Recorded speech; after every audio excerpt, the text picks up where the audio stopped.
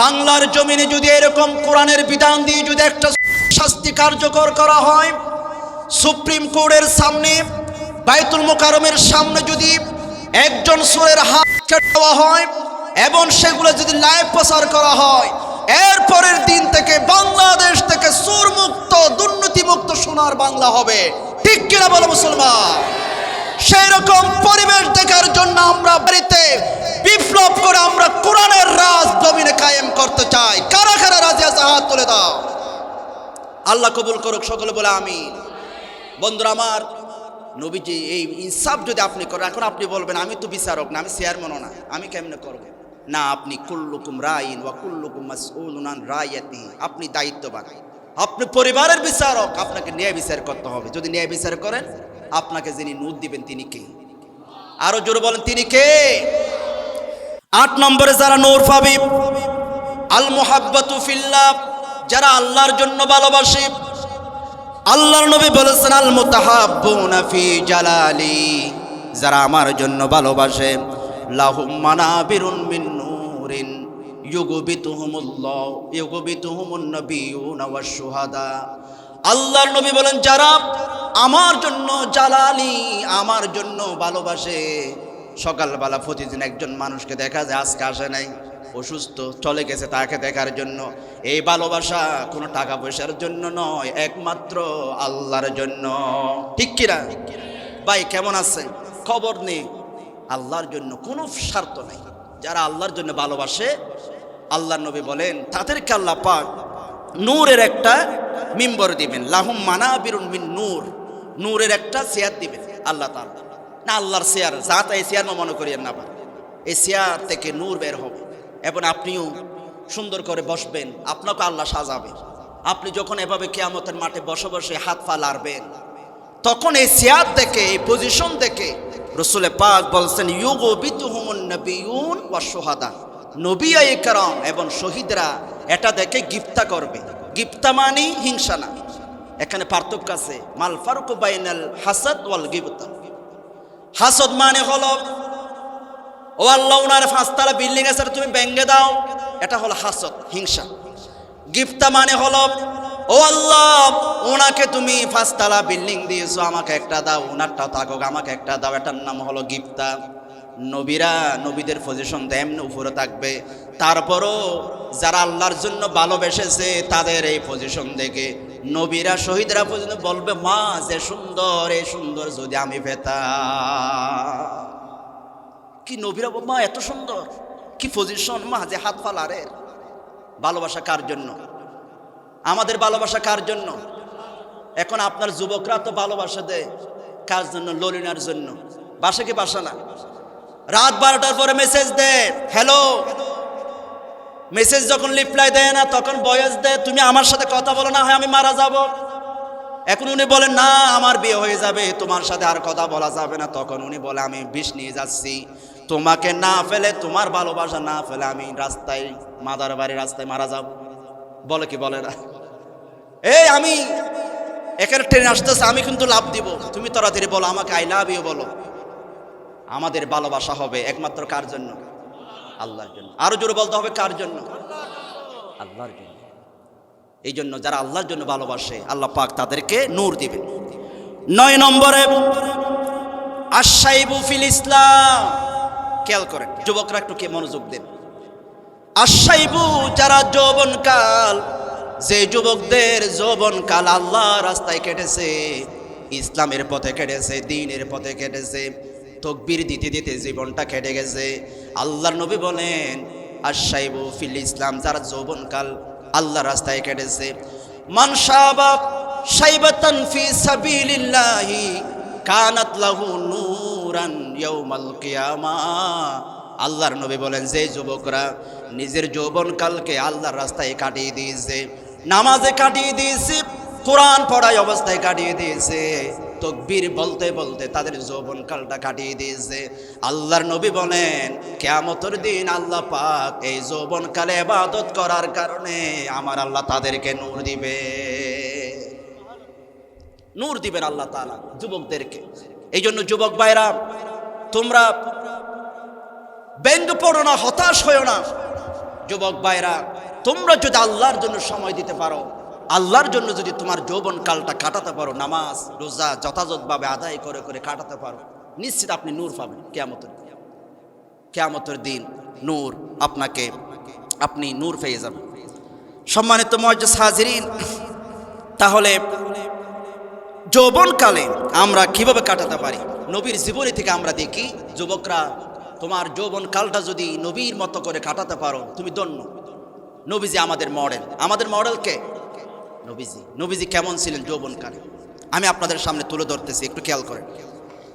1 নম্বরে নবীজি ছিলেন ন্যায়ের পক্ষে। আমার নবীজি ন্যায়ের প্রতীক ছিলেন। যুবক অবস্থায়, শিশুকাল অবস্থায় ন্যায়ের পক্ষে ছিলেন। নবীজি 6 দিন বয়স, হালিমা বলে, আমি শিশু মুহাম্মদকে যখন কোলে নিলাম তখন আমার দুধের মধ্যে কোনো দুধ ছিল না। এই বরকতময় ছেলেকে যখন বুকের সাথে জড়াইয়া নিলাম তখন আমার বুকের মধ্যে আমার আল্লাহ তাআলা দুধ দিয়ে ভরে দিয়েছে। আমি যে ইনসাফ কায়েম করেছেন দেখিয়ে দিয়েছেন।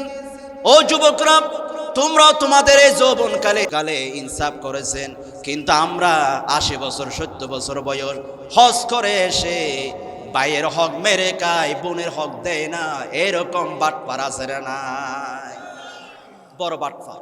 হজ করে আসছে, বোনকে ডেকে বলে আমার জন্য দোয়া করিস, আমি হজে যাচ্ছি। বোনের সম্পদ দেয় না। ভাইকে বলে ভাই মাফ করে দিস। ভাই বলে আমার এক কারি জমিন এখনো তোর কাছে, তুই তো আমাকে দিলি না। তারপরে বলে ভাই মাফ করে দিস। বড় বাটপার, হক দেয় না। নবীজির মডেল যদি আমরা হতে চাই, যার হক তাকে দিয়ে দেওয়া দরকার আছে না? দিয়ে দিতে হবে। 2 নম্বরে, যুবকরা তোমরা কিভাবে নবীকে অনুসরণ করবে? আমার নবীজি ছিলেন সংগঠক। আমার নবীজির বয়স মাত্র 15 বছর হয়েছে। নবীজি দেখলেন কুরাইশ বংশরা, কাজ আইলান গোত্ররা বছরের পর বছর ধরে, 5 বছর ধরে শুধু যুদ্ধ আর যুদ্ধ করে। নবীজিও মাঝে মধ্যে তার গোত্রের পক্ষে তীর কোড়াইয়ে দিতেন। আবার নবীজির কলিজা ফেটে যাচ্ছে, অন্যায়ভাবে কোনো কারণ ছাড়া এভাবে যুদ্ধ চলবে, এটা তো আমি সহ্য করতে পারি না। জুদানের ঘরে গেলেন, বিভিন্ন মুরব্বীদের কাছে যাইয়া বললেন, মুরব্বী আপনার হাত ধরি, এই যুদ্ধ বন্ধ করেন, এগুলো আমার ভালো লাগে না। আমি এসেছি শান্তি প্রতিষ্ঠার জন্য, আমি ইনসাফ প্রতিষ্ঠার জন্য এসেছি, শান্তি প্রতিষ্ঠা করতে এসেছি, এগুলা করা যাবে না। অনেককে একত্র করলেন মুরব্বীদেরকে। মুরব্বীরা বলেন আসলে তো ঠিক কথা, এই যুদ্ধ এমনি এমনি চলে, কেন চলে এটা তারও জানে না, বেজে গেছে, মারা শুরু করছে যুদ্ধ। আল্লাহর নবী যুবকদেরকে নিয়ে, মুরব্বীদেরকে নিয়ে, সবাইকে নিয়ে বললেন আমরা একটা সংগঠন করব, হিলফুল ফুজুল। এই সংগঠনের মাধ্যমে আমরা অন্যায়ের প্রতিরোধ গড়ে তুলব, ন্যায়ের পক্ষে আমরা দাঁড়িয়ে যাব। ঠিক কিনা বলে? এই জন্য পূর্ব মাদার বাড়ির যুবক ভাইদেরকে আমি আহ্বান করে যাই, নবীর আদর্শে যদি তুমি বলিয়ান হতে চাও, তোমাকে একজন সংগঠক হতে হবে, ন্যায়ের পক্ষে, অন্যায়ের বিরুদ্ধে তোমাকে দাঁড়িয়ে যেতে হবে। ঠিক কিনা বলে? এরপরে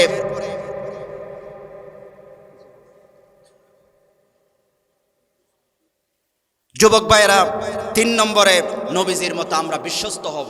নবীজির মতো আমরা কি হব? বিশ্বস্ত। নবীজির মতো আমরা বিশ্বস্ত হব। নবীজি বিশ্বস্ত ছিলেন এই জন্য যে কাফেররা নবীজিকে বলতো তুমি পাগল, তুমি জাদুঘর, তুমি দুশ্মন আমাদের, তুমি মিথ্যাবাদী, এ কাফেররা রাসূলের কাছে নিয়ে স্বর্ণ রেখে দিত, টাকা পয়সা রেখে দিত। ও আলামিন বাইফু, বাহিরে যা বলি না কেন আমরা ভালো করে জানি তুমি সত্যবাদী, তুমি আমানতদার, আমাদের সম্পদগুলো তুমি জমা রাখো। এখন রাসূল যুবক অবস্থায় বিশ্বস্ত ছিলেন। এই জন্য যুবক ভাইয়েরা, আপনাদেরকেও যদি সুন্দর জীবন গঠন করতে চান, আপনাকে বিশ্বস্ত হতে হবে। সমাজের মধ্যে সবাই বলতে হবে এই ছেলেটা ভালো, উনি বিশ্বস্ত, উনি কোনোদিনও কারো টাকা মেরে খাবে না। এখন আমাদের যুবকদেরকে কয়জনে বিশ্বাস করে? কেউ মুরব্বীরা দেখলে বলে আর বলিস না, উনি এখানে কত মাস্তানি করে, কত সন্ত্রাসী করে, ওনার দেখতে মন চায় না। এটা হওয়া যাবে না। আপনাকে হতে হবে বিশ্বস্ত। আপনাকে কি হতে হবে? নবীজির মতো আপনাকে বিশ্বস্ত হতে হবে। 4 নম্বরে, ঐক্য বজায় রাখতে হবে। নবীজি যেমন ঐক্য বজায় রেখেছেন, যেমন 35 বছর বয়সে ফাতর রাখা নিয়ে হাজরা আসওয়াদ খেয়ে রাখবে, মারামারি। এক গোত্র বলে আমরা কম নেই, মায়ের হবে, খেলা হবে। আর যে গোত্র বলে আমরাও তোমাদের সাথে লড়বো, যারা জিতি তারা ফাতর লাগবে হাজরা আসওয়াদ। একজন মুরব্বী বলল, ভাই এত ঝগড়ার দরকার না, আমি একটা কথা বলি, আগামীকাল সকালবেলা ভোরে যিনি আসবেন আগে উনি যা বিচার করে তা মানবো। সবাই বসে আছে, দেখা গেল সর্বপ্রথম কাবার আঙ্গিনায় সকালবেলা যিনি ঢুকলেন তিনি আমার নবী, আপনার নবী মুহাম্মদুর রাসূলুল্লাহ। ভাইফু ভালো হয়েছে আসছেন, বিচারটা করে দেন, কে নেবে? আল্লাহর নবী নিজের মুজাম্মাল চাদরটা রাখলেন, ফাতরটা রাখলেন, বললেন গোত্র থেকে একজন করে প্রতিনিধি দাও, সবাই ধরো। নিয়ে গেলেন, নবীজি রেখে দিলেন। দেখেন বন্ধুরা আমার, নবীজি 35 বছর এই বয়সের মধ্যে সেটা নিয়ে মারামারি হচ্ছে, যুদ্ধ লেগে যেত। এভাবে নবীজি এটাকে সমাধান করলেন, নবীজি সবার জন্য বিশ্বস্ত হলেন, নবীজি ঐক্য বজায় রাখলেন। এই জন্য যুবক ভাইরা, আপনারা একজনের কথা একজনকে লাগাই দিয়ে বিশৃঙ্খলা করবেন না সমাজে। নবীকে মডেল মনে করে সমাজে ঐক্য বজায় রাখা যুবকদের দরকার আছে না নেই? যুবকদেরকে ঐক্য বজায় রাখতে হবে। 6 নম্বরে কর্মচর্চা। নবীজি 12 বছর বয়সে ব্যবসা করতে গেছেন। খেয়াল করেন, আমি যুবকদেরকে বলছি, যুবক ভাইরা আমার কলিজার টুকরা আপনারা, নবীজি 12 বছর বয়সে চাচার সাথে ব্যবসা করতে গেছেন সিরিয়ায়।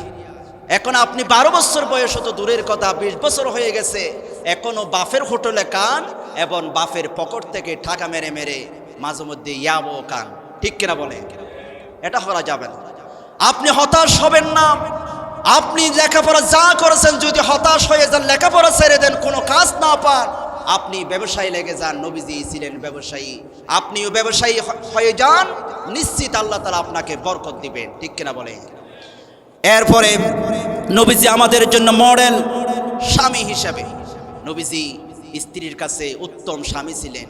নবীজি বলেন, তোমরা স্ত্রীর কাছে উত্তম হও, আমি আমার স্ত্রীদের কাছে উত্তম।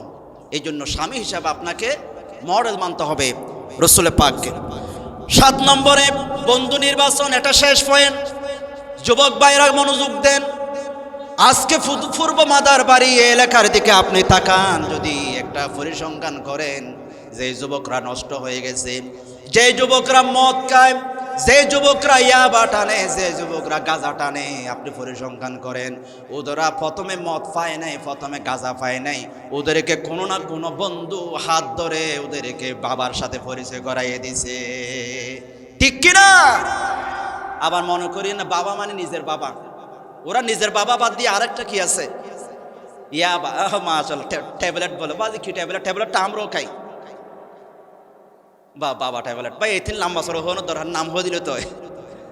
হুজুর বলে ওয়াজ থেকে যাচ্ছে 12টার পরে, একজনে খাইয়া রাস্তায় কারণ হাম্বা আছে না, হাম্বাকে লাতি দিচ্ছে, বলতেছে মাইলে ফেরের হাম্বা, দিনে হলে ফাঁসে থাকি, রাত্রে এখানে মাঝখানে আসছে, এভাবে লাতি দিচ্ছে। হুজুরের রিক্সাওয়ালাকে বলছে, ভাই উনি কি হয়েছে, উনি পাগল নাকি? রিক্সাওয়ালা বলছে, হুজুর বলিয়েন না, উনি খাইছে, উনি। হুজুরে বলতেছে, ভাই ও ভাই রিক্সাওয়ালা, আমরাও তো খাই, এখনো তো খাই আসলাম, তা আমরা তো এরকম করি। হুজুর আপনি কিছু বুঝেন না, পানি খাইছি, পানি খাইছি, কি খাইছে? হুজুরে বলতেছে, ভাই কি বলো, পানি তো আমরাও খাই, এই তো পানি আমারও তো আছে, আমিও তো খাই পানি। আর হুজুর বুঝুন না কেন, লাল পানি খাইছে আর কি, বোতল খাইছে, বোতল। আরে ভাই বোতল মানে বোতল হাইলে গাল ফেটে যাবে। হুজুর আপনাকে কেমনে বুঝাতাম, মদ খাইছে, কি খাইছে? আরো ভাই পানি বোতল এত বুঝো না, আবার সোজা বলো না, হুজুর মদ খাইছে। মদ খাইয়া উনি একটাকে দেখে 2টা, মানে রাস্তার হাম্বা ফাঁসে ছিল, এটা মনে করে রাস্তার মধ্যে কেন আসছে, লাথি মারা শুরু করছে। বন্ধুরা আমার, আপনাকেও অনুরূপভাবে বন্ধু নির্বাচন, বন্ধুর কারণে মানুষ নষ্ট হয়ে যায়। আমার রাসূল আমাদের জন্য মডেল। নবীজি বন্ধু বানিয়েছেন আবু বকরকে, উমরকে, উসমানকে। আবু বকরের মতো বিশ্বস্ত বন্ধু রাসূলের ছিল। এই জন্য পূর্ব মাদার বাড়ির যুবক ভাইরা, সাতকানিয়ার যুবক ভাইরা, তোমরা যদি এরকম করে বিশ্বস্ত বন্ধু বানাতে পারো, এই বন্ধু তোমাকে মসজিদে নিয়ে যাবে, তাফসীরে নিয়ে যাবে, এই বন্ধু তোমাকে কিয়ামতের দিন হাত ধরে জান্নাত পর্যন্ত নিয়ে যেতে পারে, ঠিক কিনা বলো? আমরা বন্ধু হব, আমরা যদি নূর পেতে চাই, যৌবনকালে আল্লাহর জন্য আমাদেরকে সময় দিতে হবে, ঠিক কিনা বলে? সম্মানিত মুআজ্জাজ হাজিরিন, আমি আরো কথা বলবো। একজন মেহমান এসেছে, মেহমানের নামটা মাশাআল্লাহ, আমাদের সভাপতি সাহেব আসছে না, জনাব মোহাম্মদ শাহাদাত হোসেন সাহেব আসছেন, এবং জনাব ইলিয়াস সাহেব আমার এদের একজন মেহমান আমাদের মাঝে এসেছেন, তিনি হয়তোবা চলে যাবেন ব্যস্ততার কারণে। মাশাআল্লাহ, আল্লাহ একটু কথা বললে ভালো হবে।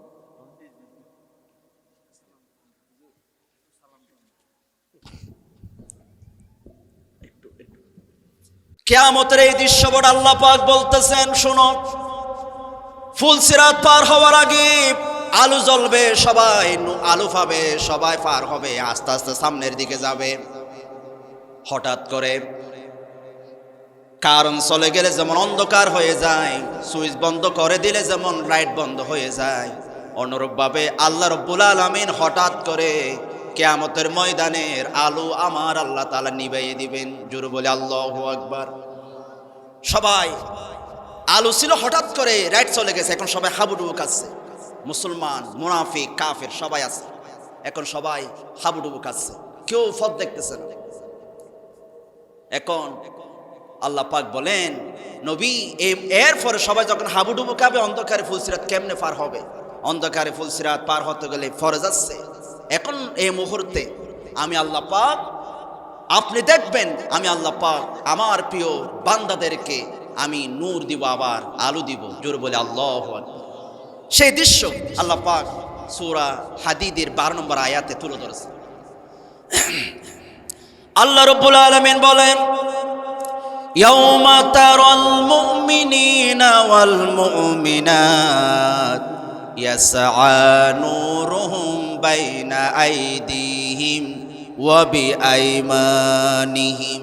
খেয়াল করেন, আল্লাহ রাব্বুল আলামিন বলেন, নবী, ইয়াউমা তারা, সেদিন কিয়ামতের দিন আপনি দেখবেন, তারা মানে আপনি দেখবেন, কিয়ামতের দিন আপনি দেখবেন আল মুমিনিনা ওয়াল মুমিনাত, ইমানদার পুরুষ এবং ইমানদার নারীদেরকে আপনি দেখবেন।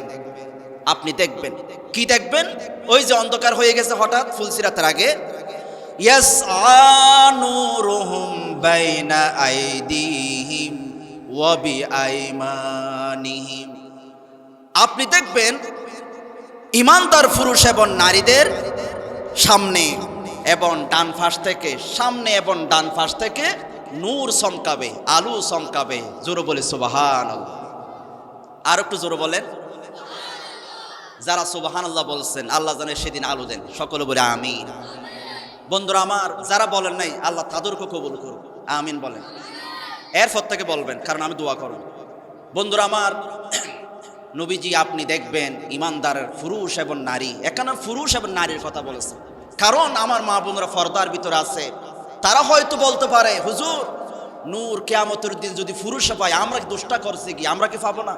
এই জন্য আল্লাহ পাক স্পষ্ট করে দিয়েছেন, নূর আলো সেদিন পুরুষরাও পাবে, নারীরাও পাবে, সবাই পাবে। আল্লাহর কাছে কেউ কোনো ধরনের কোনো জুলুম কারো প্রতি করা হবে না এই কিয়ামতের দিন বিচারে। আমার মুসলমান ভাইয়েরা, নূর পাবে পুরুষ এবং নারীরা, ইয়াসআ, দৌড়াদৌড়ি করবে। নূরটা এরকম করে স্টিপ থাকবে না, দাঁড়িয়ে থাকবে না, নূরটা দৌড়াদৌড়ি করবে, কারো সামনে যাবে, কারো ডানে যাবে, কারো হাতের মধ্যে নূর আসবে, কারো চেহারা দিয়ে নূর বের হবে, কারো পা দিয়ে নূর বের হবে, কারো আঙ্গুলের ইশারা আঙ্গুল থেকে নূর বের হবে, কারো কপাল থেকে নূর বের হবে, কারো দাঁত থেকে বের হবে। এরকম নূর ইমানদারের সামনে এবং ডানে দৌড়াদৌড়ি করবে। সম্মানিত মুরব্বিয়ান ইকরাম, যুবক ভাই বন্ধুরা, পর্দানসীন সম্মানিত মা ও বোনেরা, মাহফিলে আসা মদিনার বুলবুলে ছোট্ট কিশোর শিশুরা, সকলকে অন্তরের অন্তঃস্থল থেকে আন্তরিক মোবারকবাদ এবং সালাম দিচ্ছি। আসসালামু আলাইকুম ওয়া রাহমাতুল্লাহি ওয়া বারাকাতুহু। আমাদেরকে যিনি ভালো রেখেছেন তিনি কে? মাহফিলে আসতে যিনি সুযোগ করে দিয়েছেন তিনি কে? এই জন্য আমরা যখন ভালো থাকি তখন আমরা কি বলি? আমরা ভাত খাওয়ার পরে কি বলি? জান্নাতীদের বাসা হবে কি?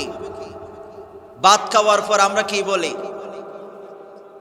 এবং সকালবেলা ঘুম থেকে উঠার পরে আমরা কি বলি? সিগারেট খাওয়ার পরে কি বলি?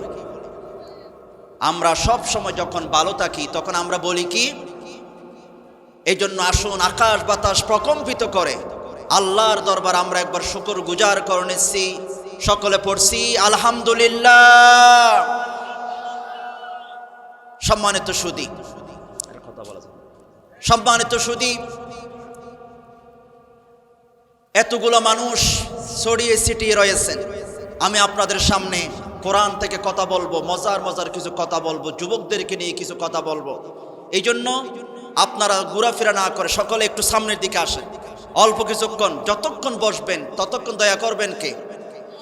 আসুন, আমি আপনাদের সামনে পবিত্র কোরআন কারীম থেকে আলোচনা করার জন্য এরাদা করেছি। আমি আপনাদের সামনে তেলাওয়াত করেছি সূরা আল হাদীদ, সূরা হাদীদ থেকে আমি আপনাদের সামনে 11 নম্বর আয়াত আপনাদের সামনে তেলাওয়াত করেছি। হাদীদ মানে হচ্ছে লোহা। হাদীদ মানে কি? লোহা। লোহা যিনি নাজিল করলেন তিনি কে? আল্লাহ। সম্মানিত সুধী, লোহা আল্লাহ পাক নাজিল করলেন। ওয়ানজালনাল হাদীদা ফীহি বাসুন শাদীদ। আল্লাহ পাক লোহা নাজিল করলেন আমাদের জন্য। আল্লাহ তাআলা লোহা দিলেন। বিভিন্ন তাফসীরে এসেছে আল্লাহ পাক আসমান থেকে 4টা জিনিস আল্লাহ তাআলা পাঠিয়েছেন। কয়টা জিনিস? 4টা জিনিস। একটা হচ্ছে লোহা, আল্লাহ তাআলা আসমান থেকে পাঠিয়েছেন। আগুন আল্লাহ তাআলা আসমান থেকে পাঠিয়েছেন। পানি আল্লাহ তাআলা আসমান থেকে পাঠিয়েছেন। লবণ আল্লাহ পাক আমাদের জন্য আসমান থেকে নিয়ামত হিসেবে পাঠিয়েছেন। জোরে বলি সুবহানাল্লাহ। লোহাটা আল্লাহ পাক আসমান থেকে পাঠিয়েছেন, এটা আল্লাহর কথা। এই লোহা নামে একটা সূরা আছে, সূরা হাদীদ 57 নম্বর সূরা। এটা হচ্ছে মাদানী সূরা।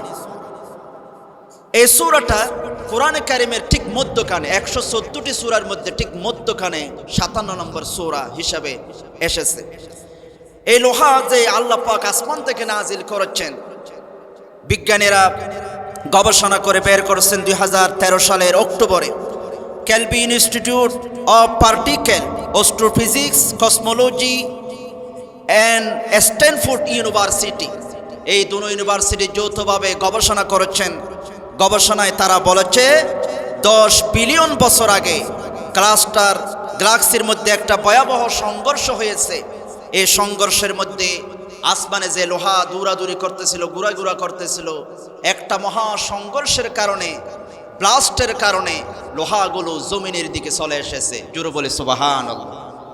আল্লাহ এখন বিজ্ঞানীরা বলতেছেন, 13 সালের বিজ্ঞানীরা গবেষণা, তারা বলে লোহা আসমানে ছিল, মহাকাশে ছিল, এবং এগুলো একটা বিস্ফোরণের মাধ্যমে জমিনের দিকে লোহা ছড়িয়ে এসেছে, পৃথিবীর দিকে ছড়িয়ে পড়েছে। পৃথিবীর ঠিক মধ্যখানে লোহা অবস্থান করতেছে। 5100 কিলোমিটার নিচে লোহার অবস্থান।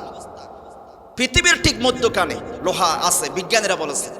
কিন্তু আপনি কোরআনের দিকে তাকাবেন, কোরআনে লোহা নিয়ে ইসলামে যে সূরাটা দিয়েছেন, ঠিক কোরআনের মধ্য নম্বর সূরা, 57 নম্বর সূরা। জোরে বলে সুবহানাল্লাহ। এখন বিজ্ঞানীরা বলে মধ্যখানে, কোরআনও বলে লোহা মধ্যখানে। সম্মানিত মুআজ্জাজ হাজিরিন, এবং এই লোহা তৈরির জন্য যে আগুন দরকার, এগুলো পৃথিবীতে নাই। এই সূর্যের আলো দিয়ে, দুনিয়ার আগুন দিয়ে লোহা তৈরি করা যাবে না। প্রায় 15 লক্ষ ডিগ্রি সেলসিয়াসের তাপমাত্রার প্রয়োজন হবে লোহা তৈরির জন্য। বিজ্ঞানীরা গবেষণা করে বলেছেন, সূর্যের চেয়ে আরও বড় বিশাল বিশাল গ্রহ নক্ষত্র রয়েছে, বেশি গরম, বেশি তাপ, সেই তাপ দিয়ে লোহা তৈরি হয়েছে আসমানে। আল্লাহ পাক এই লোহাগুলো আমাদের জন্য জমিনের নিচে পাঠিয়ে দিয়েছেন। জোরে বলে সুবহানাল্লাহ। তাহলে লোহার খনি যে আমরা পাই, এটা এই মাটি থেকে তৈরি হচ্ছে না, এগুলো মূলত আল্লাহ পাঠিয়েছেন নিচে, মাটির নিচে। এখন এগুলো আমরা বের করতেছি। এই লোহা নামে আল্লাহ পাক এই সূরাটা দিয়েছেন। আমার মুসলমান ভাইয়েরা, আল্লাহ রাব্বুল আলামিন লোহার নামে একটা সূরা দিলেন, হাদীদ। আল্লাহ বলেন, আমি এই লোহা নাজিল করেছি বাসুন শাদীদ, এর মধ্যে রয়েছে শক্তি। এটা দিয়ে ঘর তৈরি হয়, এটা দিয়ে অস্ত্র তৈরি হয়, আমার দেওয়া লোহা যে যত বেশি ব্যবহার করতে পারবে তারাই দুনিয়ায় সবচেয়ে বেশি নেতৃত্ব দিবে, ঠিক কিনা? এটা আল্লাহর নিয়ামত। এই জন্য আমেরিকা অস্ত্র বানায় বেশি, তারা পৃথিবীকে নেতৃত্ব দিচ্ছে। মুসলমানরা এক সময় নেতৃত্ব দিত, আজ মুসলমানরা অনৈক্যের কারণে মুসলমানরা তাদের হারানো ঐতিহ্য হারাতে বসেছে, মুসলমানরা অনৈক্য হয়ে গেছে, এই জন্য মুসলমানরা তাদের নেতৃত্ব হারিয়ে ফেলেছে, ঠিক কিনা বলেন? আগামীতে যদি আবার মুসলমানরা ঐক্যবদ্ধভাবে যদি দাঁড়িয়ে যেতে পারে, আগামীকাল সূর্যোদয় হবে যেমন সত্য কথা, আগামীর বাংলাদেশ, আগামীর বিশ্ব মুসলমানরা নেতৃত্ব দিবে, সেটাও তেমন সূর্যের মতো সত্য কথা, ঠিক কিনা বলে? আমাদেরকে তৈরি হতে হবে। এই জমিন আল্লাহর, এই জমিনে আইন চলবে কার? আল্লাহর আইন চলবে। আল্লাহ পাক পাঠিয়েছেন আল্লাহর বিধান মতো জমিন চলার জন্য। আল্লাহ পাক এই সূরার 12 নম্বর আয়াতে আল্লাহ তাআলা বলতেছেন, আল্লাহ রাব্বুল আলামিন বলেন, কিয়ামতের একটা দৃশ্যপট আল্লাহ এখানে তুলে ধরলেন। কিয়ামত হয়ে যাবে, কিয়ামত সংগঠিত হয়ে যাবে, সূর্য তামা ফেটে যাবে, চন্দ্র সূর্য আসমান জমিন এগুলো ভেঙে চুরমার হয়ে যাবে। কিয়ামত যখন সংগঠিত হয়ে যাবে, সকলে দৌড়াদৌড়ি করবে, সকলে দৌড়াদৌড়ি করবে, নফসি নফসি করবে। আল্লাহ পাক কাফেরদেরকে জাহান্নামে দিয়ে দিবেন, আবার কিছু মানুষদেরকে ব্যয় হিসাবে জান্নাতে দিয়ে দিবেন, শহীদদেরকে জান্নাত দিয়ে দিবেন বিনা হিসাবে। আমার মুসলমান ভাইয়েরা, যারা আল্লাহর দ্বীনের জন্য জীবনটা দিয়ে দেয়, তাদেরও একটা টার্গেট থাকে। তারা বলে, আমি যদি আল্লাহর দ্বীনের জন্য আমার জীবনটা উৎসর্গ করতে পারি, আল্লাহর কাছে বিনা হিসাবে আমি জান্নাতের মালিক হয়ে যাব। শহীদ ওসমান হাদি তিনি বলতেছিলেন, আমি শহীদ হতে চাই, আমি আল্লাহর কাছে শহীদ হিসাবে দাঁড়াতে চাই। আল্লাহ পাক তার দোয়াটা কবুল করে নিয়েছেন।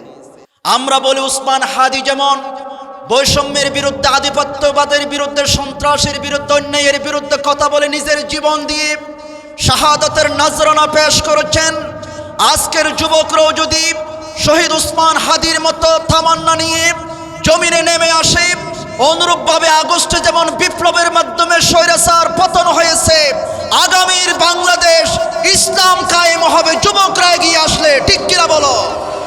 কারা কারা রাজি আছেন? হাত তুলে আল্লাহকে দেখায় দাও।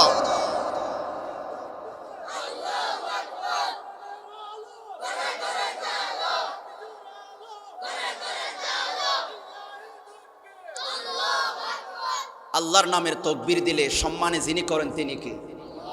শান্তা রহমান জকসু, তিনি তাকবীর দিয়েছেন আল্লাহর নামে। সবাই বাধা দিয়েছে, বুয়া বুয়া বলেছে, এই মেয়েটাকে অপমান করেছে। আল্লাহ পাক এই মেয়েটাকে এমন সম্মান দিয়েছেন, জকসুতে প্রত্যেক কেন্দ্রে এই মেয়েটা ফার্স্ট হয়েছে এবং তিনি বিজয়ী হয়ে আবার আল্লাহর নামের তাকবীর দিয়েছে, বিশ্বকে তিনি কাঁপাইয়ে দিয়েছেন, ঠিক কিনা বলে? তাকবীর হবে কার নামে? আমরা কার? বন্ধুরা আমার, কিয়ামত সংগঠিত হয়ে যাবে। কিয়ামত যখন সংগঠিত হয়ে যাবে, কাফেররা চলে যাবে, অনেককে বিনা হিসাবে জান্নাত দিয়ে দিবেন আল্লাহ পাক। যারা থাকবে তাদেরকে, এখানে কিছু ইমানদার থাকবেন, মুসলমান থাকবেন, মুনাফিকরা থাকবেন, কিছু কাফেররা থাকবেন। আল্লাহ পাক তাদেরকে ডেকে ডেকে ফুলসিরাতের কিনারা নিয়ে যাবেন। ফুলসিরাতের কিনারা যখন সবাই চলে যাবে, আলো থাকবে, এরকম রাইট থাকবে, কাফের মুসলমান মুনাফিক সবাই ফুলসিরাতের কিনারে চলে যাবে। আল্লাহ পাক বলেন, তোমরা যদি ফুলসিরাত পার হতে পারো, তোমাদেরকে আমি জান্নাত দিব। ফুলসিরাত তোমরা পার হও। এই ফুলসিরাত আমাকে, আপনাকে, সবাইকে ফুলসিরাত পার হওয়া লাগবেই, ঠিক কিনা বলেন? ইন্নাল জিসরা আদাক্কু মিনাশ শারাতি ওয়া হাদ্দু মিনাস সাইফ। রাসূল পাক বলেন, ফুলসিরাত এমন হবে, চুলের চেয়ে চিকন হবে, তরবারি চেয়ে ধারালো হবে, এইরকম একটা ফুল পার হতে হবে আমাদেরকে। আল্লাহর সাহায্য ছাড়া আমরা পার হতে পারবো না, ঠিক কিনা বলে? এই ফুলসিরাত সবাইকে পার হতে হবে। যান, পারেন। মুনাফিকরাও থাকবে, আপনারও থাকবেন, আমরাও থাকবো, ফুলসিরাত পার হতে হবে। আলো থাকবে, লাইট জ্বলবে। কিয়ামতের এই দৃশ্যপট আল্লাহ পাক বলতেছেন, শোনো, ফুলসিরাত পার হওয়ার আগে আলু জ্বলবে, সবাই আলু পাবে, সবাই পার হবে, আস্তে আস্তে সামনের দিকে যাবে। হঠাৎ করে কারণ চলে গেলে যেমন অন্ধকার হয়ে যায়, সুইচ বন্ধ করে দিলে যেমন লাইট বন্ধ হয়ে যায়, অনুরূপভাবে আল্লাহ রব্বুল আলামিন হঠাৎ করে কিয়ামতের ময়দানের আলো আমার আল্লাহ তাআলা নিভাইয়ে দিবেন। জোরে বলে আল্লাহু আকবার। সবাই আলো ছিল, হঠাৎ করে লাইট চলে গেছে, এখন সবাই হাবুডুবু খাচ্ছে। মুসলমান, মুনাফিক, কাফের সবাই আছে, এখন সবাই হাবুডুবু খাচ্ছে, কেউ পথ দেখতেছে না।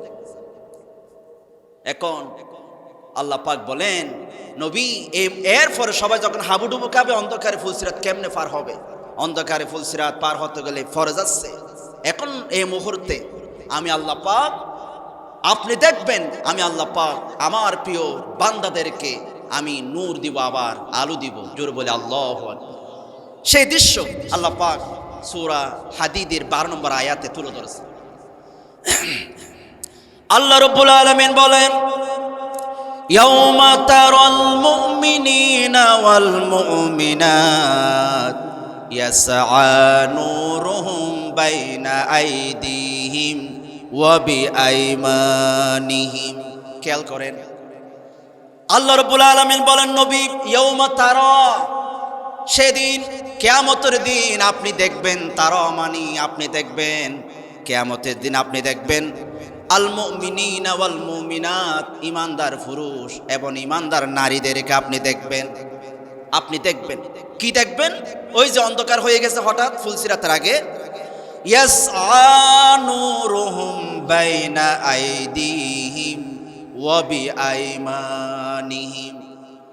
আপনি দেখবেন ইমানদার পুরুষ এবং নারীদের সামনে এবং ডান পাশ থেকে, সামনে এবং ডান পাশ থেকে নূর চমকাবে, আলো চমকাবে। জোরে বলে সুবহানাল্লাহ। আর একটু জোরে বলেন।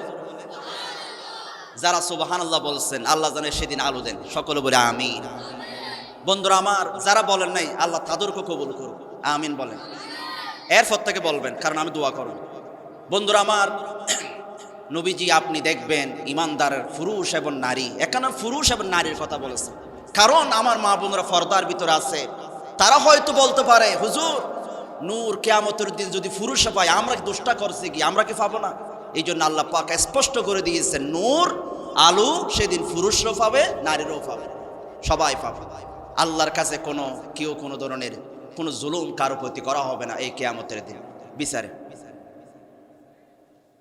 আমার মুসলমান ভাইয়েরা, নূর পাবে পুরুষ এবং নারীরা, ইয়াসআ, দৌড়াদৌড়ি করবে।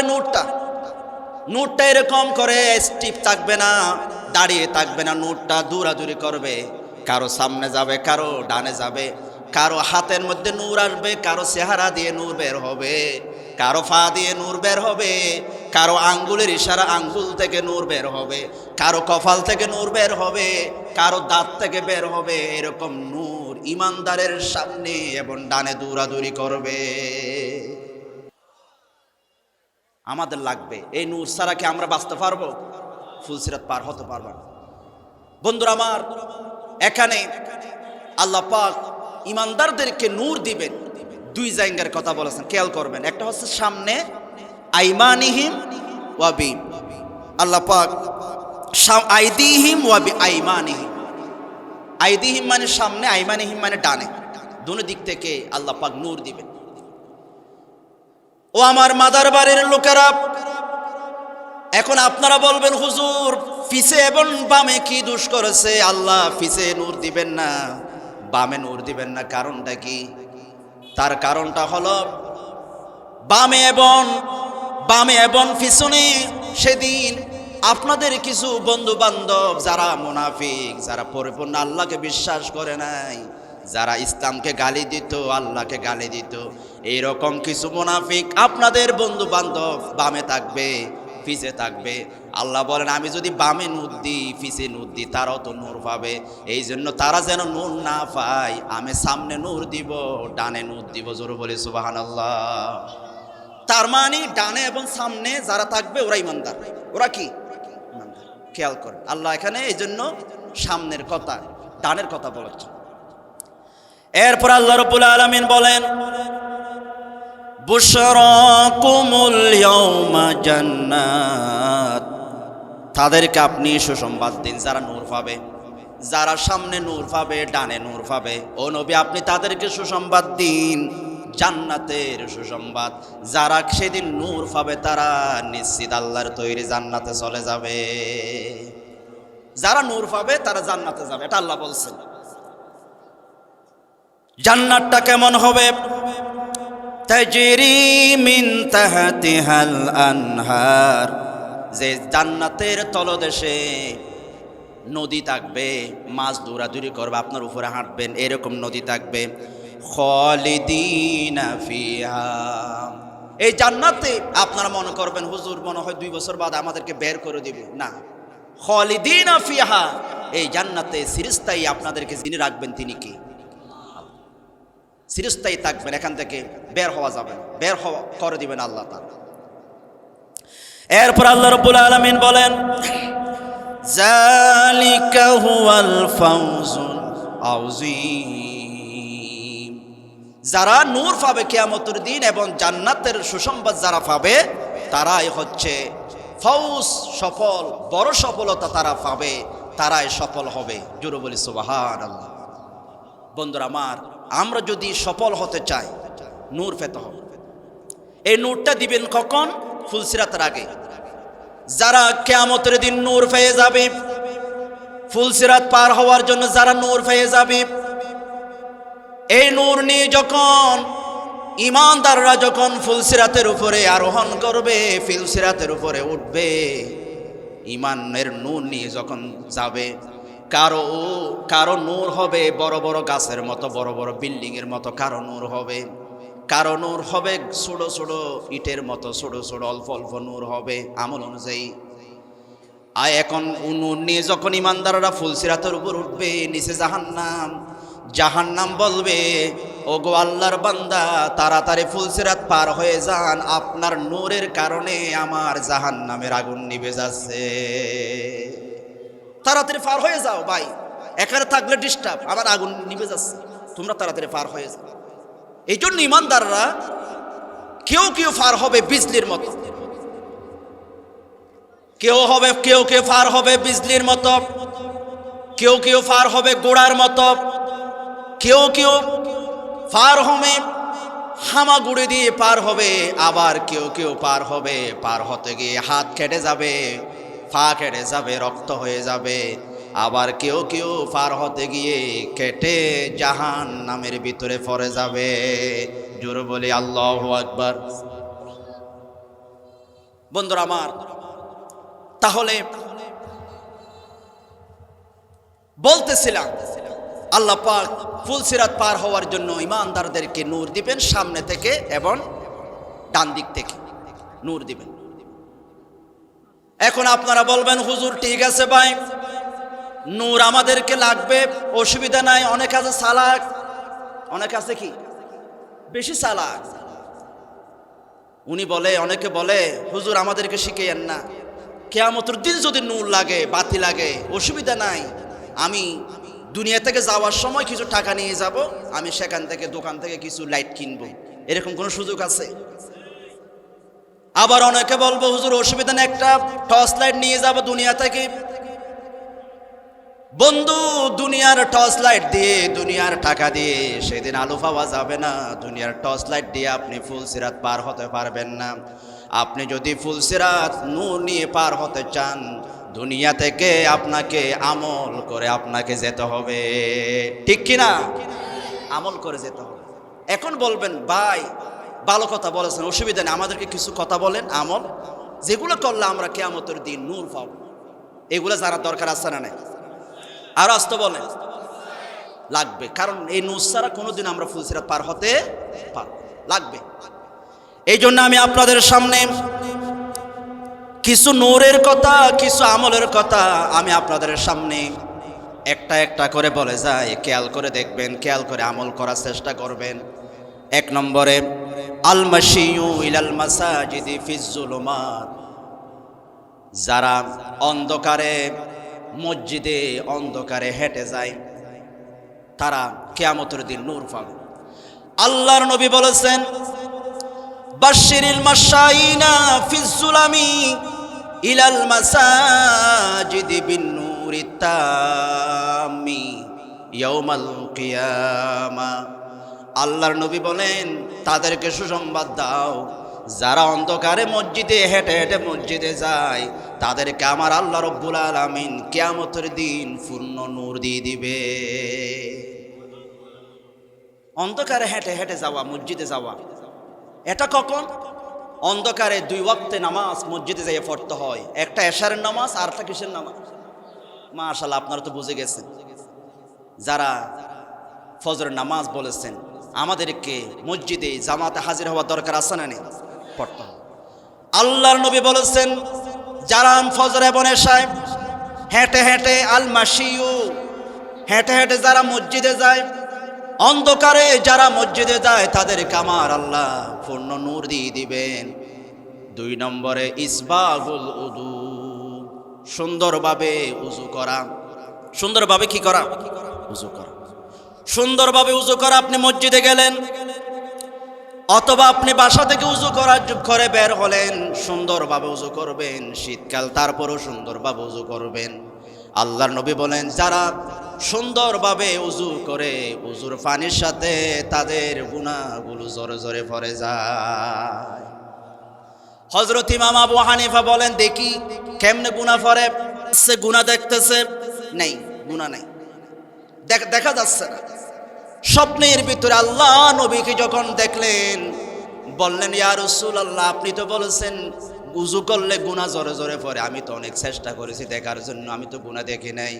আল্লাহর নবী বলেন, ও আবু হানিফা, দেখার মতো চোখ তো তুমি জোগাড় করেছো, কিন্তু তোমার তো গুনাহ নাই, এই জন্য তুমি দেখতে পারো নাই। গুনাহ জোরে জোরে পড়ে। আল্লাহর নবী বলেন, আনতুমুল গুররুল মুহাজ্জালুনা ইয়াউমাল কিয়ামাতি মিন ইসবাগিল উযু। আল্লাহর নবী বলে, আনতুমুল গুররুল মুহাজ্জালুন, চিহ্ন যে মানুষটা, যে ইমানদাররা উযু করার সময় যেখানে যেখানে পানি লেগেছে, হাতে ফেনে লেগেছে, কিয়ামতের দিন হাত থেকে নূর বের হবে। কপালে পানি লেগেছে, মুখে পানি লেগেছে, উযুর পানি, কিয়ামতের দিন উযুর স্থান থেকে আমার আল্লাহ তাআলা নূর বের করে দিবে। উযুর পানি থেকে যেখানে লেগেছে সেখান থেকে নূর বের হবে, এভাবে চমকাবে। এই নূর দিয়া আপনি ফুলসিরাত পার হয়ে যাবেন, এই নূর দিয়ে। এরপরে আল মুহাফাজাতু আলাস সালাওয়াত, যারা নামাজকে হেফাজত করবে,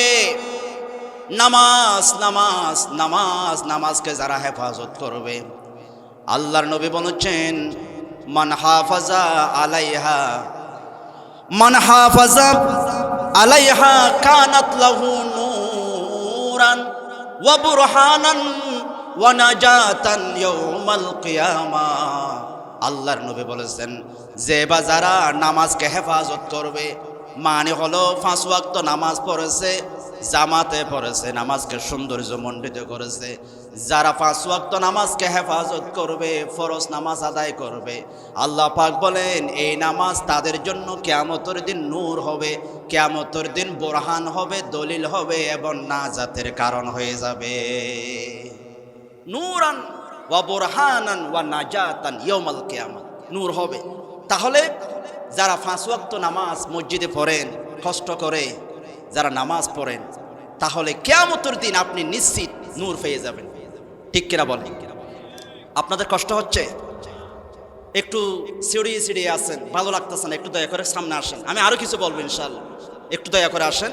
আর ছোট ছেলেরা আওয়াজ করতেছে বেশি, ছোট ছেলেদের ভিতরে আপনারা একটু বসেন, দয়া করে একটু সামনে আসেন, একটু জিকির করেন। যারা দাঁড়িয়েছে একটু সুন্দর করে বসেন, লা ইলাহা, সামনে আসেন। যারা পড়ে তাদেরকে কিয়ামতের দিন আল্লাহ কি দিবেন খেয়াল করবেন। ওয়াজটা ভিন্ন রকম, খেয়াল করেন। নূর লাগবে আমাদের, উপায় নেই, কারণ আমি ফুলসিরাত আমাকে পার হতে হবে। জান্নাতে যেতে গেলে আপনাকে ফুলসিরাত পার হতে হবে। আমার মুসলমান ভাইরা, নামাজকে হেফাজত করতে হবে। আল্লাহর নবী দুনিয়া থেকে বিদায় নিয়ে যাবেন, তারপরও বলতেছেন, সালাত সালাত সালাত, তোমরা নামাজ পড়ো। হযরত আবু বকর যখন নামাজের ইমামতি করতেছেন আল্লাহর নবী দেখতেছেন, চোখের পানি ফেলতেছেন, বলতেছেন আয়েশা রে, যেই নামাজের জন্য আমি রক্ত দিয়েছি, যে নামাজ কায়েমের জন্য আমি রক্ত দিয়েছি, সাহাবীরা জীবন দিয়েছে, আমার সাহাবীরা আবু বকরের পিছনে নামাজে দাঁড়িয়ে গেছে, এটা থেকে আমার কলিজা ঠান্ডা হয়ে গেছে। নামাজ। হযরত উমরকে ফজরের নামাজে তীর মারলেন আবু লুলু মাজুসি, লুকিয়ে থাকছে, নামাজে দাঁড়ালেন, সূরা ফাতিহা পড়তেছেন, এসে তীর মেরে দিছে। এমন বিষাক্ত তীর মেরলেন হযরত উমরের নাড়ি বুড়ি বের হয়ে গেছে। হযরত উমর এভাবে হাত দিয়া পিছনে সরে আসছে, একজনকে টেলে দিছে, তুমি নামাজ পড়ো। এরকম বিপদের মধ্যে উমর নামাজ বাঁধতে বলে নাই, বলেন নামাজ পড়ো, তোমরা নামাজ শেষ করো, নামাজ আগে।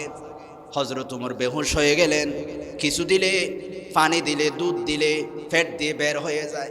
হযরত উমরের হঠাৎ করে হুঁশ আসলো। হুঁশ আসার পরে বলতেছে, আমি তো নামাজ পুরা পড়তে পারে নাই, তাড়াতাড়ি আমাকে পানি দাও, আমি উযু করি, আগে নামাজটা পড়ি।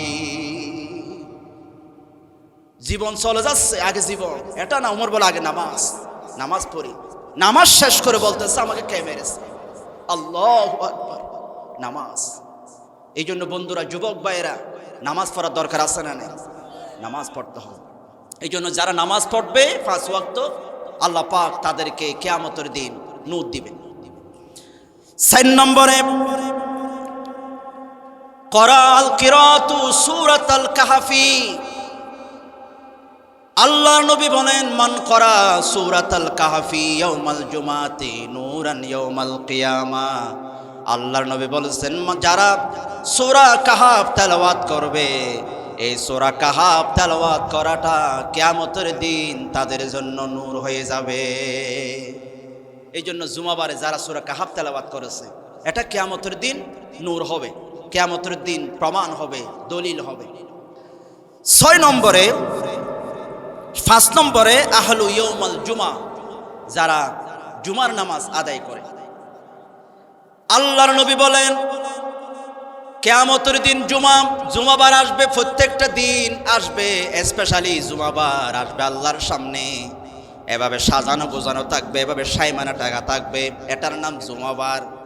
জুমাবার আল্লাহর সামনে যাইয়া বলবে, ও আল্লাহ, আমি এমনি একা একা জান্নাতে যাব না, যারা জুমাবারে আমার জুমার নামাজ আদায় করেছে এবং সুন্দরভাবে জুমার নামাজ আদায় করেছে, কোনো কথা বলে নাই, আমাকে তাদেরকে দেন।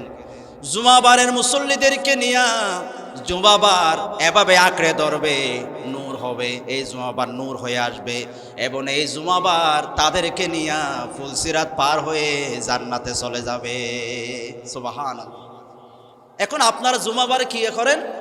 দেখি না হুজুরের খুতবা শেষ হোক, তারপরে যাব নামাজ পড়তে, লাস্টের দিকে আপনারা আসেন না, আপনাকে আগে আগে এসে বসতে হবে। 6 নম্বরে তেলাওয়াতুল কোরআন, কোরআন তেলাওয়াত করা। আল্লাহর নবী বলেছেন, মান ক্বারাআল কুরআনা ওয়া আমিলা বিমা ফিহি উলবিসা ওয়ালিদাহু তাজান মিন নূরিন ইয়াউমাল কিয়ামা দুহু আহসানু মিন দুইশ শামস। আল্লাহর নবী বলেন, যে কোরআন পড়বে এবং কোরআন অনুযায়ী আমল করবে, তার বাবাকে, তাকে নয়, তার বাবাকে কিয়ামতের দিন একটা নূরের টুপি পরাইয়া দেওয়া হবে।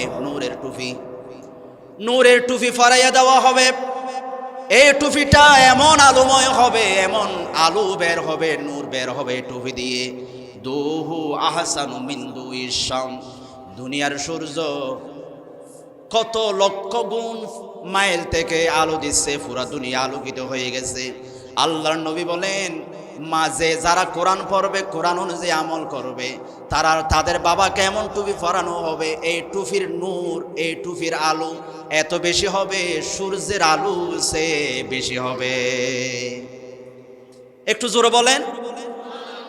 এই জন্য যে বাবারা আপনাদের সন্তানকে আল আমানা মাদ্রাসায় দিচ্ছেন, হেফজখানায় দিচ্ছেন, আপনারা ভাগ্যবান। আশা রাখতে পারেন এই ছেলেটা যদি কোরআন পড়ে, কোরআন অনুযায়ী জীবন যাপন করে, এটাই আপনার জন্য নাজাতের জন্য জরিয়া হয়ে যাবে। ঠিক কিনা বলে? কোরআন পড়তে হবে, কোরআন অনুযায়ী আমল করতে হবে। এই জন্য বন্ধুরা আমার, কোরআন পড়ে কোরআন অনুযায়ী আমল করে যদি বাবা এত সম্মানিত হয়, তাহলে আমরা যদি কোরআন দিয়ে সমাজ গড়ি, কোরআন দিয়ে আমার পরিবার, ব্যক্তি জীবন, পারিবারিক জীবন, সামাজিক জীবন, রাষ্ট্রীয় জীবন যদি আমরা কোরআন নিয়ে যেতে পারি, এই জমিনকে শান্তি দিয়ে যিনি ভরে দিবেন তিনি কে? আরো জোরে বলেন, তিনি কে? কোরআন ছাড়া, এই কোরআন হচ্ছে সম্মানের বস্তু। সূরা যুখরুফ আয়াত নম্বর 43 আল্লাহ বলেন, ওয়া ইন্নাহু লাযিকরুন লাকা ওয়া লিকাউমিক। ও নবী, এই কোরআন আপনার জন্য জিকির, এই কোরআন আপনার জন্য জিকির। ওয়া ইন্নাহু লাযিকরুন, অবশ্যই এটা আপনার জন্য জিকির। লাকা আপনার জন্য, ওয়া লিকাউমিক আপনার জাতির জন্য। এখন জিকির মানে কি? জিকিরের অর্থ বোঝার জন্য আমি আপনাদেরকে দৃষ্টান্ত দিই। আল্লামা তাবারি রহমতুল্লাহি আলাইহি তাফসিরে তাবারির শুরুতে ভূমিকার মধ্যে অথবা এই আয়াতের ব্যাখ্যা লিখেছেন, ভূমিকাও আছে। কোরআনের অনেক নাম, কোরআনের একটা নাম হলো জিকির। কোরআনের একটা নাম জিকির। এই কোরআন জিকির কেন বলা হয়? তিনি বলেছেন জিকির মানে স্মরণ করাইয়া দেয়, এটা হালাল এটা হারাম। এই কোরআন আমাদেরকে স্মরণ করাইয়া দেয়, এটা মানবা এটা মানবা না। এই কোরআন আমাদেরকে মনে করাই দেয়, এই জন্য কোরআনের নাম হলো জিকির।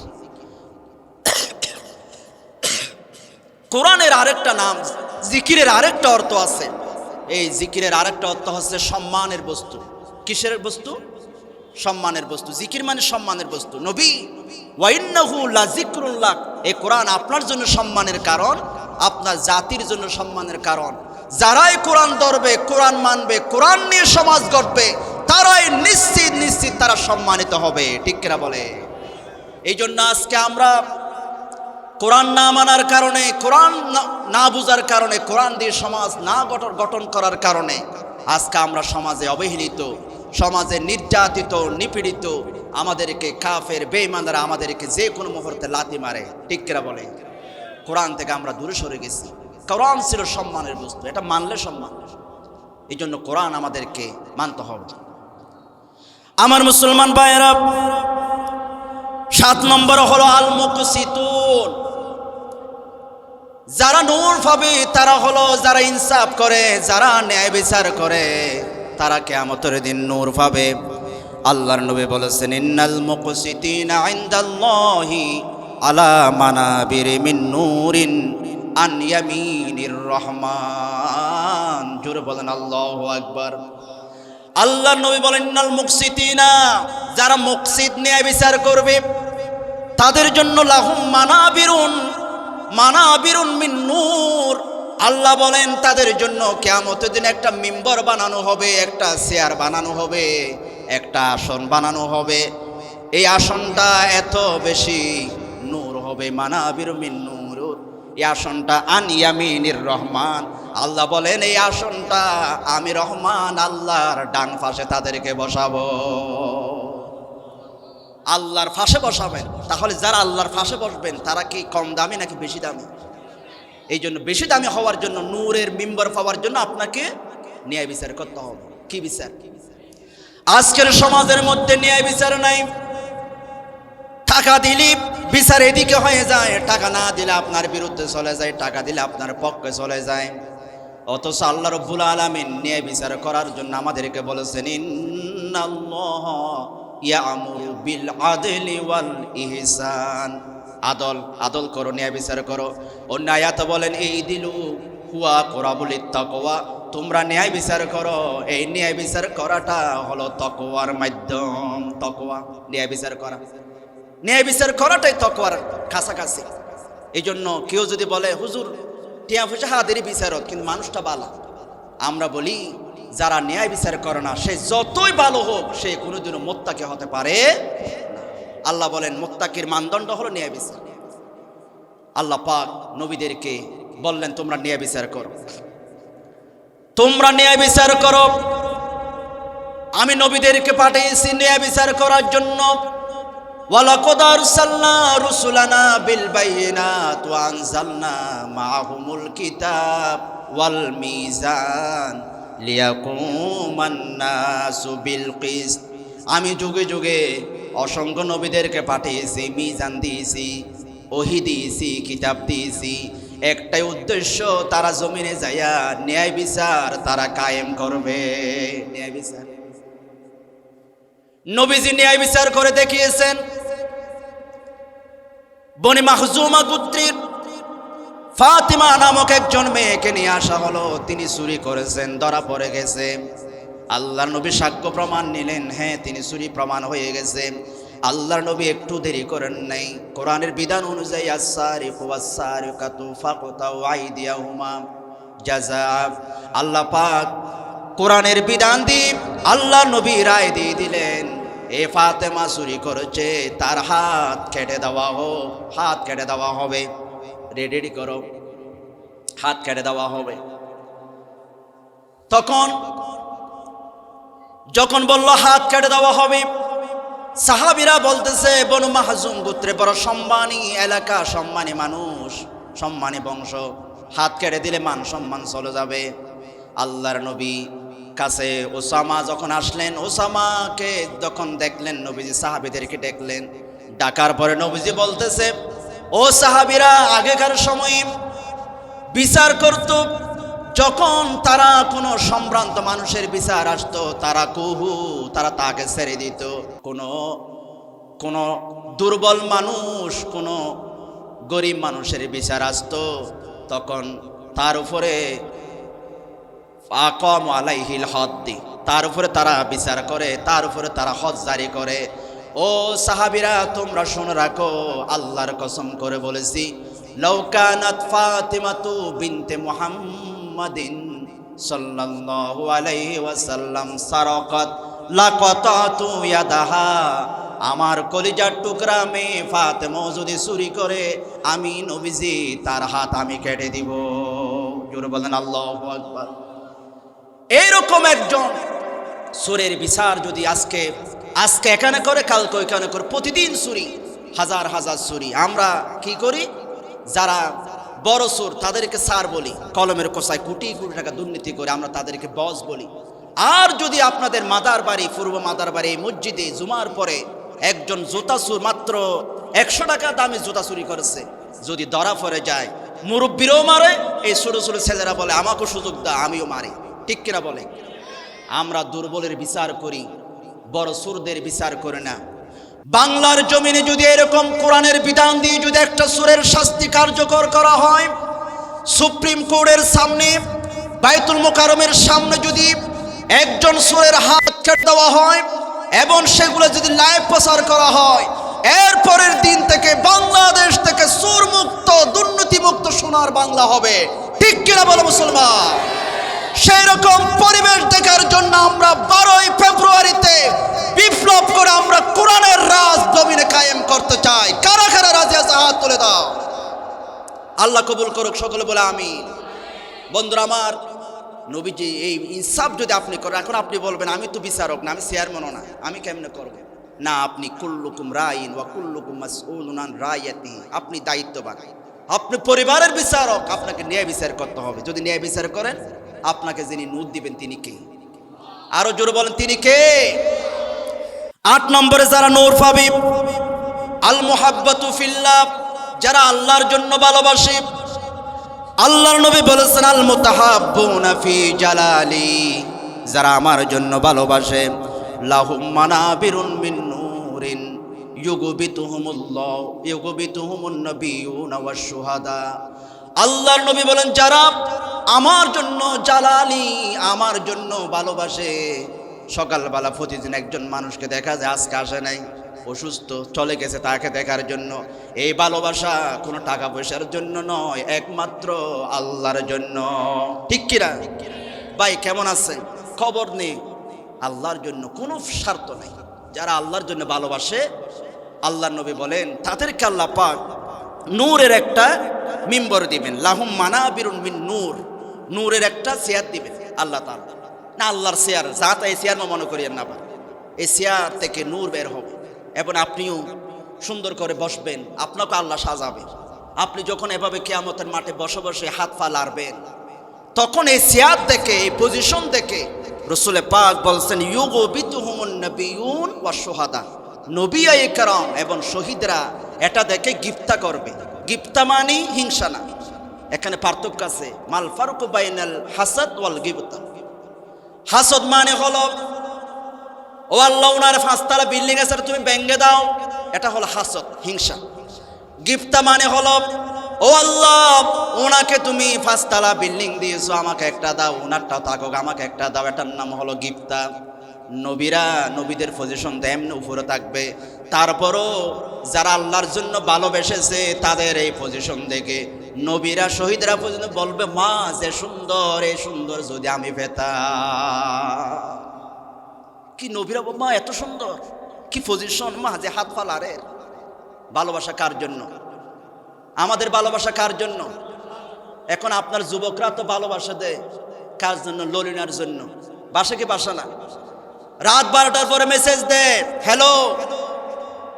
মেসেজ যখন রিপ্লাই দেয় না তখন ভয়েস দেয়, তুমি আমার সাথে কথা বলো না হয় আমি মারা যাব। এখন উনি বলেন না আমার বিয়ে হয়ে যাবে, তোমার সাথে আর কথা বলা যাবে না। তখন উনি বলে আমি বিষ নিয়ে যাচ্ছি, তোমাকে না ফেলে, তোমার ভালোবাসা না ফেলে আমি রাস্তায়, মাদার বাড়ির রাস্তায় মারা যাব। বলে কি বলে না? এই আমি এখানে ট্রেন আসতেছে, আমি কিন্তু লাভ দিব, তুমি তাড়াতাড়ি বলো আমাকে আই লাভ ইউ বলো। আমাদের ভালোবাসা হবে একমাত্র কার জন্য? আল্লাহর জন্য। আরো জোরে বলতে হবে কার জন্য? আল্লাহর জন্য। এই জন্য যারা আল্লাহর জন্য ভালোবাসে আল্লাহ পাক তাদেরকে নূর দিবেন। 9 নম্বরে আশাইবু ফিল ইসলাম। খেয়াল করেন যুবকরা, একটু কে মনোযোগ দেন। আশাইবু যারা যৌবনকাল, যে যুবকদের যৌবনকাল আল্লাহ রাস্তায় কেটেছে, ইসলামের পথে কেটেছে, দ্বীনের পথে কেটেছে, তাকবীর দিতে দিতে জীবনটা কেটে গেছে, আল্লাহর নবী বলেন আশাইবু ফিল ইসলাম, যারা যৌবনকাল আল্লাহর রাস্তায় কেটেছে, মান শাবা শাইবাতান ফি সাবিলিল্লাহি কানাত লাহু নূরান ইয়াউমাল কিয়ামাহ। আল্লাহর নবী বলেন যে যুবকরা নিজের যৌবনকালকে আল্লাহর রাস্তায় কাটিয়ে দিয়েছে, নামাজে কাটিয়ে দিয়েছে, কোরআন পড়ায় অবস্থায় কাটিয়ে দিয়েছে, তাকবীর বলতে বলতে তাদের যৌবনকালটা কাটিয়ে দিয়েছে, আল্লাহর নবী বলেন কিয়ামতের দিন আল্লাহ পাক এই যৌবনকালে ইবাদত করার কারণে আমার আল্লাহ তাদেরকে নূর দিবে। নূর দিবেন আল্লাহ তাআলা যুবকদেরকে। এই জন্য যুবক ভাইরা, তোমরা ব্যঙ্গ পড়ো না, হতাশ হয়ো না। যুবক ভাইরা, তোমরা যদি আল্লাহর জন্য সময় দিতে পারো, আল্লাহর জন্য যদি তোমার যৌবনকালটা কাটাতে পারো, নামাজ রোজা যথাযথভাবে আদায় করে করে কাটাতে পারো, নিশ্চিত আপনি নূর পাবেন কিয়ামতের দিন। নূর আপনাকে, আপনি নূর পেয়ে যাবেন। সম্মানিত মুআজ্জিজ হাজিরিন, তাহলে যৌবনকালে আমরা কিভাবে কাটাতে পারি? নবীর জীবনী থেকে আমরা দেখি, যুবকরা তোমার যৌবনকালটা যদি নবীর মতো করে কাটাতে পারো তুমি ধন্য। নবীজি আমাদের মডেল। আমাদের মডেল কে? নবীজি। নবীজি কেমন ছিলেন যৌবনকালে আমি আপনাদের সামনে তুলে ধরতেছি, একটু খেয়াল করেন। 1 নম্বরে নবীজি ছিলেন ন্যায়ের পক্ষে। আমার নবীজি ন্যায়ের প্রতীক ছিলেন। যুবক অবস্থায়, শিশুকাল অবস্থায় ন্যায়ের পক্ষে ছিলেন। নবীজি 6 দিন বয়স, হালিমা বলে আমি শিশু মুহাম্মদকে যখন কোলে নিলাম তখন আমার দুধের মধ্যে কোনো দুধ ছিল না। এই বরকতময় ছেলেকে যখন বুকের সাথে জড়াইয়া নিলাম তখন আমার বুকের মধ্যে আমার আল্লাহ তাআলা দুধ দিয়ে ভরে দিয়েছে। আমি যে ইনসাফ কায়েম করেছেন দেখিয়ে দিয়েছেন। ও যুবকরা, তোমরা তোমাদের এই যৌবনকালে ইনসাফ করেছেন, কিন্তু আমরা 80 বছর 70 বছর বয়স হজ করে এসে ভাইয়ের হক মেরে খায়, বোনের হক দেয় না, এরকম বাটপার আছে না? বড় বাটপার। হজ করে আসছে, বোনকে ডেকে বলে আমার জন্য দোয়া করিস, আমি হজে যাচ্ছি। বোনের সম্পদ দেয় না। ভাইকে বলে ভাই মাফ করে দিস। ভাই বলে আমার এক কারি জমিন এখনো তোর কাছে, তুই তো আমাকে দিলি না। তারপরে বলে ভাই মাফ করে দিস। বড় বাটপার, হক দেয় না। নবীজির মডেল যদি আমরা হতে চাই, যার হক তাকে দিয়ে দেওয়া দরকার আছে না? দিয়ে দিতে হবে। 2 নম্বরে যুবকরা, তোমরা কিভাবে নবীকে অনুসরণ করবে? আমার নবীজি ছিলেন সংগঠক। আমার নবীজির বয়স মাত্র 15 বছর হয়েছে। নবীজি দেখলেন কুরাইশ বংশরা কাজ আইলান গোত্ররা বছরের পর বছর ধরে 5 বছর ধরে শুধু যুদ্ধ আর যুদ্ধ করে। নবীজিও মাঝে মধ্যে তার গোত্রের পক্ষে তীর কোড়াইয়ে দিতেন। আবার নবীজির কলিজা ফেটে যাচ্ছে, অন্যায়ভাবে কোনো কারণ ছাড়া এভাবে যুদ্ধ চলবে, এটা তো আমি সহ্য করতে পারি না। জুদানের ঘরে গেলেন, বিভিন্ন মুরব্বীদের কাছে যাইয়া বললেন, মুরব্বী আপনার হাত ধরি, এই যুদ্ধ বন্ধ করেন, এগুলো আমার ভালো লাগে না। আমি এসেছি শান্তি প্রতিষ্ঠার জন্য, আমি ইনসাফ প্রতিষ্ঠার জন্য এসেছি, শান্তি প্রতিষ্ঠা করতে এসেছি, এগুলা করা যাবে না। অনেককে একত্র করলেন মুরব্বীদেরকে। মুরব্বীরা বলেন, আসলে তো ঠিক কথা, এই যুদ্ধ এমনি এমনি চলে, কেন চলে এটা তারও জানে না, বেজে গেছে মারা শুরু করছে যুদ্ধ। আল্লাহর নবী যুবকদেরকে নিয়ে, মুরব্বীদেরকে নিয়ে, সবাইকে নিয়ে বললেন, আমরা একটা সংগঠন করব, হিলফুল ফুজুল। এই সংগঠনের মাধ্যমে আমরা অন্যায়ের প্রতিরোধ গড়ে তুলব, ন্যায়ের পক্ষে আমরা দাঁড়িয়ে যাব, ঠিক কিনা বলে। এই জন্য পূর্ব মাদার বাড়ির যুবক ভাইদেরকে আমি আহ্বান করে যাই, নবীর আদর্শে যদি তুমি বলিয়ান হতে চাও, তোমাকে একজন সংগঠক হতে হবে, ন্যায়ের পক্ষে, অন্যায়ের বিরুদ্ধে তোমাকে দাঁড়িয়ে যেতে হবে, ঠিক কিনা বলে। এরপরে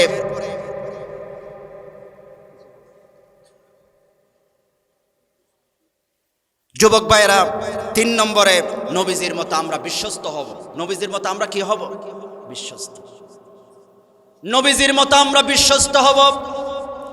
নবীজি বিশ্বস্ত ছিলেন এই জন্য যে কাফেররা নবীজিকে বলতো, তুমি পাগল, তুমি জাদুঘর, তুমি দুশমন আমাদের, তুমি মিথ্যাবাদী, এই কাফেররা রাসূলের কাছে নিয়ে স্বর্ণ রেখে দিত, টাকা পয়সা রেখে দিত। ও আলামিন বাইফু, বাহিরে যা বলি না কেন আমরা ভালো করে জানি তুমি সত্যবাদী, তুমি আমানতদার, আমাদের সম্পদগুলো তুমি জমা রাখো। এখন রাসূল যুবক অবস্থায় বিশ্বস্ত ছিলেন।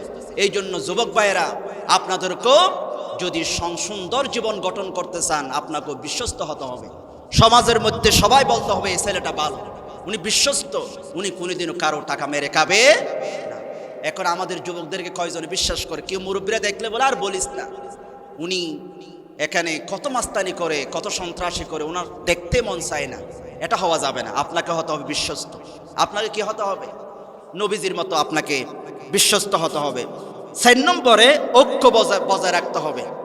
নবীজি যেমন ঐক্য বজায় রেখেছেন, যেমন 35 বছর বয়সে ফাতর রাখা নিয়ে হাজরা আসওয়াদ খেয়ে রাখবে, মারামারি, এক গোত্র বলে আমরা কম নেই, মায়ের হবে, খেলা হবে, আর যে গোত্র বলে আমরাও তোমাদের সাথে লড়বো, যারা জিতি তারা ফাতর লাগবে হাজরা আসওয়াদ।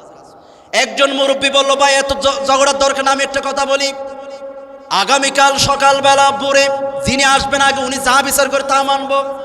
সবাই বসে আছে, দেখা গেল সর্বপ্রথম কাবার আঙ্গিনায় সকালবেলা যিনি ঢুকলেন তিনি আমার নবী, আপনার নবী মুহাম্মদুর রাসূলুল্লাহ। ভাইফু ভালো হয়েছে আসছেন, বিচারটা করে দেন, কে নেবে? আল্লাহর নবী নিজের মুজাম্মাল চাদরটা রাখলেন, ফাতরটা রাখলেন, বললেন গোত্র থেকে একজন করে প্রতিনিধি দাও, সবাই ধরো, নিয়ে গেলেন, নবীজি রেখে দিলেন। দেখেন বন্ধুরা আমার, নবীজি 35 বছর এই বয়সের মধ্যে সেটা নিয়ে মারামারি হচ্ছে, যুদ্ধ লেগে যেত, এভাবে নবীজি এটাকে সমাধান করলেন। নবীজি সবার জন্য বিশ্বস্ত হলেন, নবীজি ঐক্য বজায় রাখলেন। এই জন্য যুবক ভাইরা, আপনারা একজনের কথা একজনকে লাগাই দিয়ে বিশৃঙ্খলা করবেন না সমাজে। নবীকে মডেল মনে করে সমাজে ঐক্য বজায় রাখা যুবকদের দরকার আছে না নেই? যুবকদেরকে ঐক্য বজায় রাখতে হবে। 6 নম্বরে কর্মচর্চা। নবীজি 12 বছর বয়সে ব্যবসা করতে গেছেন। খেয়াল করেন, আমি যুবকদেরকে বলছি, যুবক ভাইরা আমার কলিজার টুকরা আপনারা, নবীজি 12 বছর বয়সে চাচার সাথে ব্যবসা করতে গেছেন সিরিয়ায়। এখন আপনি 12 বছর বয়স তো দূরের কথা, 20 বছর হয়ে গেছে, এখনো বাফের হোটেলে কান এবং বাফের পকেট থেকে টাকা মেরে মেরে মাঝে মধ্যে ইয়াবো কান, ঠিক কিনা বলে? এটা করা যাবে না। আপনি হতাশ হবেন না। আপনি লেখাপড়া যা করেছেন, যদি হতাশ হয়ে যান, লেখাপড়া ছেড়ে দেন, কোনো কাজ না পান, আপনি ব্যবসায়ী লেগে যান। নবীজি ছিলেন ব্যবসায়ী, আপনিও ব্যবসায়ী হয়ে যান, নিশ্চিত আল্লাহ তাআলা আপনাকে বরকত দিবেন, ঠিক কিনা বলে? এরপরে নবীজি আমাদের জন্য মডেল স্বামী হিসাবে। নবীজি স্ত্রীর কাছে উত্তম স্বামী ছিলেন। নবীজি বলেন, তোমরা স্ত্রীর কাছে উত্তম হও, আমি আমার স্ত্রীদের কাছে উত্তম। এই জন্য স্বামী হিসাবে আপনাকে মডেল মানতে হবে রাসূল পাককে। 7 নম্বরে বন্ধু নির্বাচন, এটা শেষ পয়েন্ট। যুবক ভাইরা মনোযোগ দেন। আজকে পূর্ব মাদার বাড়ি এলাকার দিকে আপনি তাকান, যদি একটা পরিসংখ্যান করেন, যে যুবকরা নষ্ট হয়ে গেছে, যে যুবকরা মদ খায়, যে যুবকরা ইয়াবা টানে, যে যুবকরা গাঁজা টানে, আপনি পরিসংখ্যান করেন, ওদেরা প্রথমে মদ পায় নাই, প্রথমে গাঁজা পায় নাই, ওদেরকে কোনো না কোনো বন্ধু হাত ধরে ওদেরকে বাবার সাথে পরিচয় করাইয়ে দিছে, ঠিক কিনা? আবার মনে করি না বাবা মানে নিজের বাবা, ওরা নিজের বাবা বাদ দিয়ে আরেকটা কি আছে, ইয়াবা, মাশাআল্লাহ, ট্যাবলেট বলে, বাজি কি ট্যাবলেট, ট্যাবলেটটা আমরাও খাই, বাবা ট্যাবলেট ভাই, এই 3 লম্বা সড়ো হওয়ার দরকার, নাম হয়ে দিল তো। হুজুর বলে ওয়াজ থেকে যাচ্ছে 12টার পরে, একজনে খাইয়া রাস্তায় কারণ হাম্বা আছে না, হাম্বাকে লাতি দিচ্ছে, বলতেছে মাইলে ফেরের হাম্বা, দিনে হলে ফাঁসে থাকি, রাত্রে এখানে মাঝখানে আসছে, এভাবে লাতি দিচ্ছে। হুজুরে রিক্সাওয়ালাকে বলছে, ভাই উনি কি হয়েছে, উনি পাগল নাকি? রিক্সাওয়ালা বলছে, হুজুর বলিয়েন না, উনি খাইছে, উনি। হুজুরে বলতেছে, ভাই ও ভাই রিক্সাওয়ালা, আমরাও তো খাই, এখনো তো খাই আসলাম, তা আমরা তো এরকম করি। হুজুর আপনি কিছু বুঝেন না, পানি খাইছি, পানি খাইছি, কি খাইছে? হুজুরে বলতেছে, ভাই কি বলো, পানি তো আমরাও খাই, এই তো পানি আমারও তো আছে, আমিও তো খাই পানি। আর হুজুর বুঝুন না কেন, লাল পানি খাইছে আর কি, বোতল খাইছে, বোতল। আরে ভাই বোতল মানে বোতল হাইলে গাল ফেটে যাবে। হুজুর আপনাকে কেমনে বুঝাতাম, মদ খাইছে, কি খাইছে? আরো ভাই ফানি বোতল এত কিছু না বলে সোজা বলো না, হুজুর মদ খাইছে। মদ খাইয়া উনি একটাকে দেখে 2টা, মানে রাস্তার হাম্বা ফাঁসে ছিল এটা মনে করে রাস্তার মধ্যে কেন আসছে, লাথি মারা শুরু করছে। বন্ধুরা আমার, আপনাকেও অনুরূপভাবে বন্ধু নির্বাচন, বন্ধুর কারণে মানুষ নষ্ট হয়ে যায়। আমার রাসূল আমাদের জন্য মডেল। নবীজি বন্ধু বানিয়েছেন আবু বকরকে, উমরকে, উসমানকে। আবু বকরের মতো বিশ্বস্ত বন্ধু রাসূলের ছিল।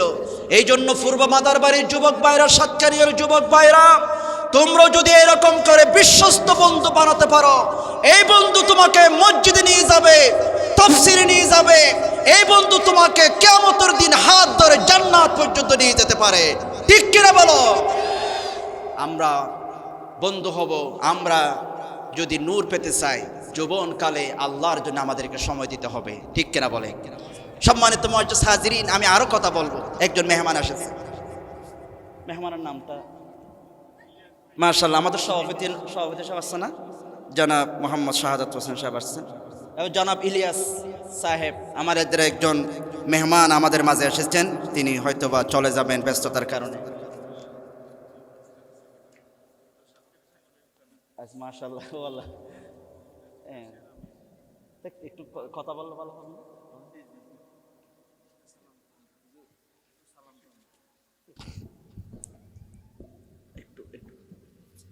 আল্লাহ রাব্বুল আলামিন যৌবনকালের ইবাদত আল্লাহর কাছে বড় প্রিয়, আল্লাহর কাছে প্রিয় নবীদের সুন্নাহ যৌবনকালের ইবাদত। এই জন্য সাহাবায়ে কেরামরা যৌবনকালে ইবাদত করেছেন, নিজের জীবনকে প্রাধান্য দিয়েছেন, নিজের জীবনকে আল্লাহর দ্বীনের জন্য তারা উৎসর্গ করে দিয়েছেন। আমি আপনাদের সামনে একজন সাহাবীর জীবনী শোনাতে চাই, তার নাম হলো হযরতে মুসআব ইবনে উমাইর রাদিয়াল্লাহু তাআলা। মক্কার সেলিব্রিটি, মক্কার সেরা যুবক।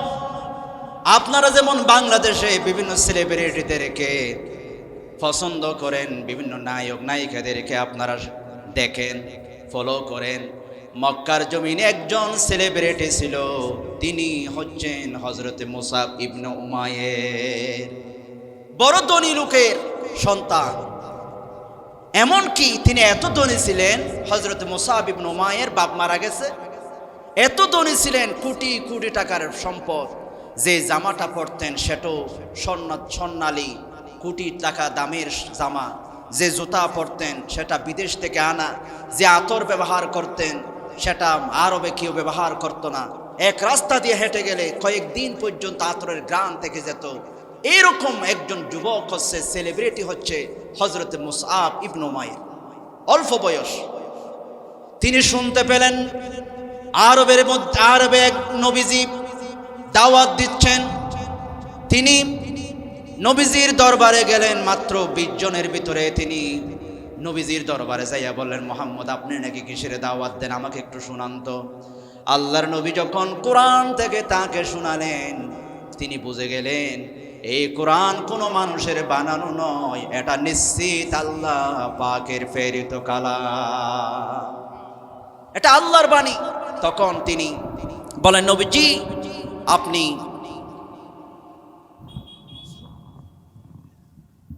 আপনার কাছে আমি এসেছি ঈমান আনতে, কলমা পড়ে আমাকে কলমা পড়াইয়া দেন। উনি কলমা পড়ে মুসলমান হয়ে গেলেন। মাত্র 20 জনের ভিতরে তিনি একজন যুবক ঈমান এনেছে, কলমা পড়েছে, সেলিব্রিটি। বর্তমান আপনারা বিভিন্ন নায়ক নায়িকা যেভাবে সেলিব্রিটি, এইরকম একজন যুবক ছিলেন তিনি। কিন্তু তিনি বলেন, রাসূল আপনি এটা প্রকাশ করিয়েন না, এটা যদি প্রকাশ করেন আমাকে আমার মা মেরে ফেলবে। নবীজি বলে, ঠিক আছে অসুবিধা নাই। কিন্তু মা কোথাও থেকে যেন শুনছে নিজের কলিজা টুকরা সন্তান মুসআব ইবনে উমাইর মুসলমান হয়ে গেছে, মুহাম্মদের ধর্ম গ্রহণ করেছে। মা তাকে ডাকলেন, বললেন, এই মুসআব এদিকে আসো, কথা আছে তোমার সাথে। বলো তো তুমি নাকি মুহাম্মদের ধর্ম কবুল করেছো?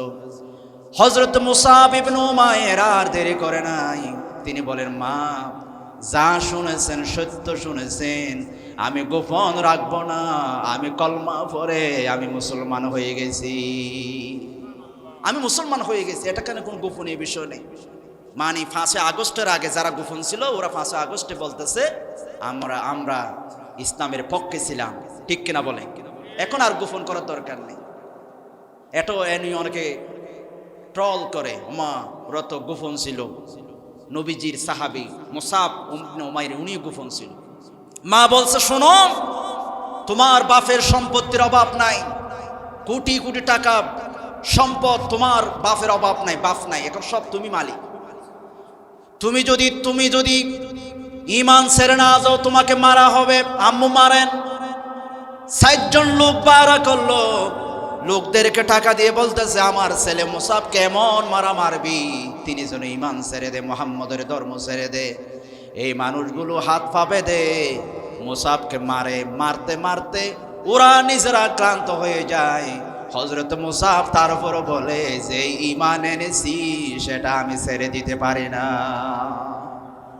যে ঈমান এনেছি এটা আমি ছেড়ে দিতে পারি না। মা বলে, এই ওনাকে বন্দি করে রাখো। রুমের ভিতরে বন্দি করে রাখা হলো। তিনি বলে, আম্মু ছেড়ে দাও না, আমি তো কোথাও পালিয়ে যাব না। তিনি যখন সুযোগ পেলেন, তিনি আবিসিনিয়ায় যারা প্রথমে হিজরত করেছেন সেখানে তিনি হিজরত করলেন। নবীজি বলে, তুমি চলে যাও, এখানে থাকা যাবে না। চলে গেল।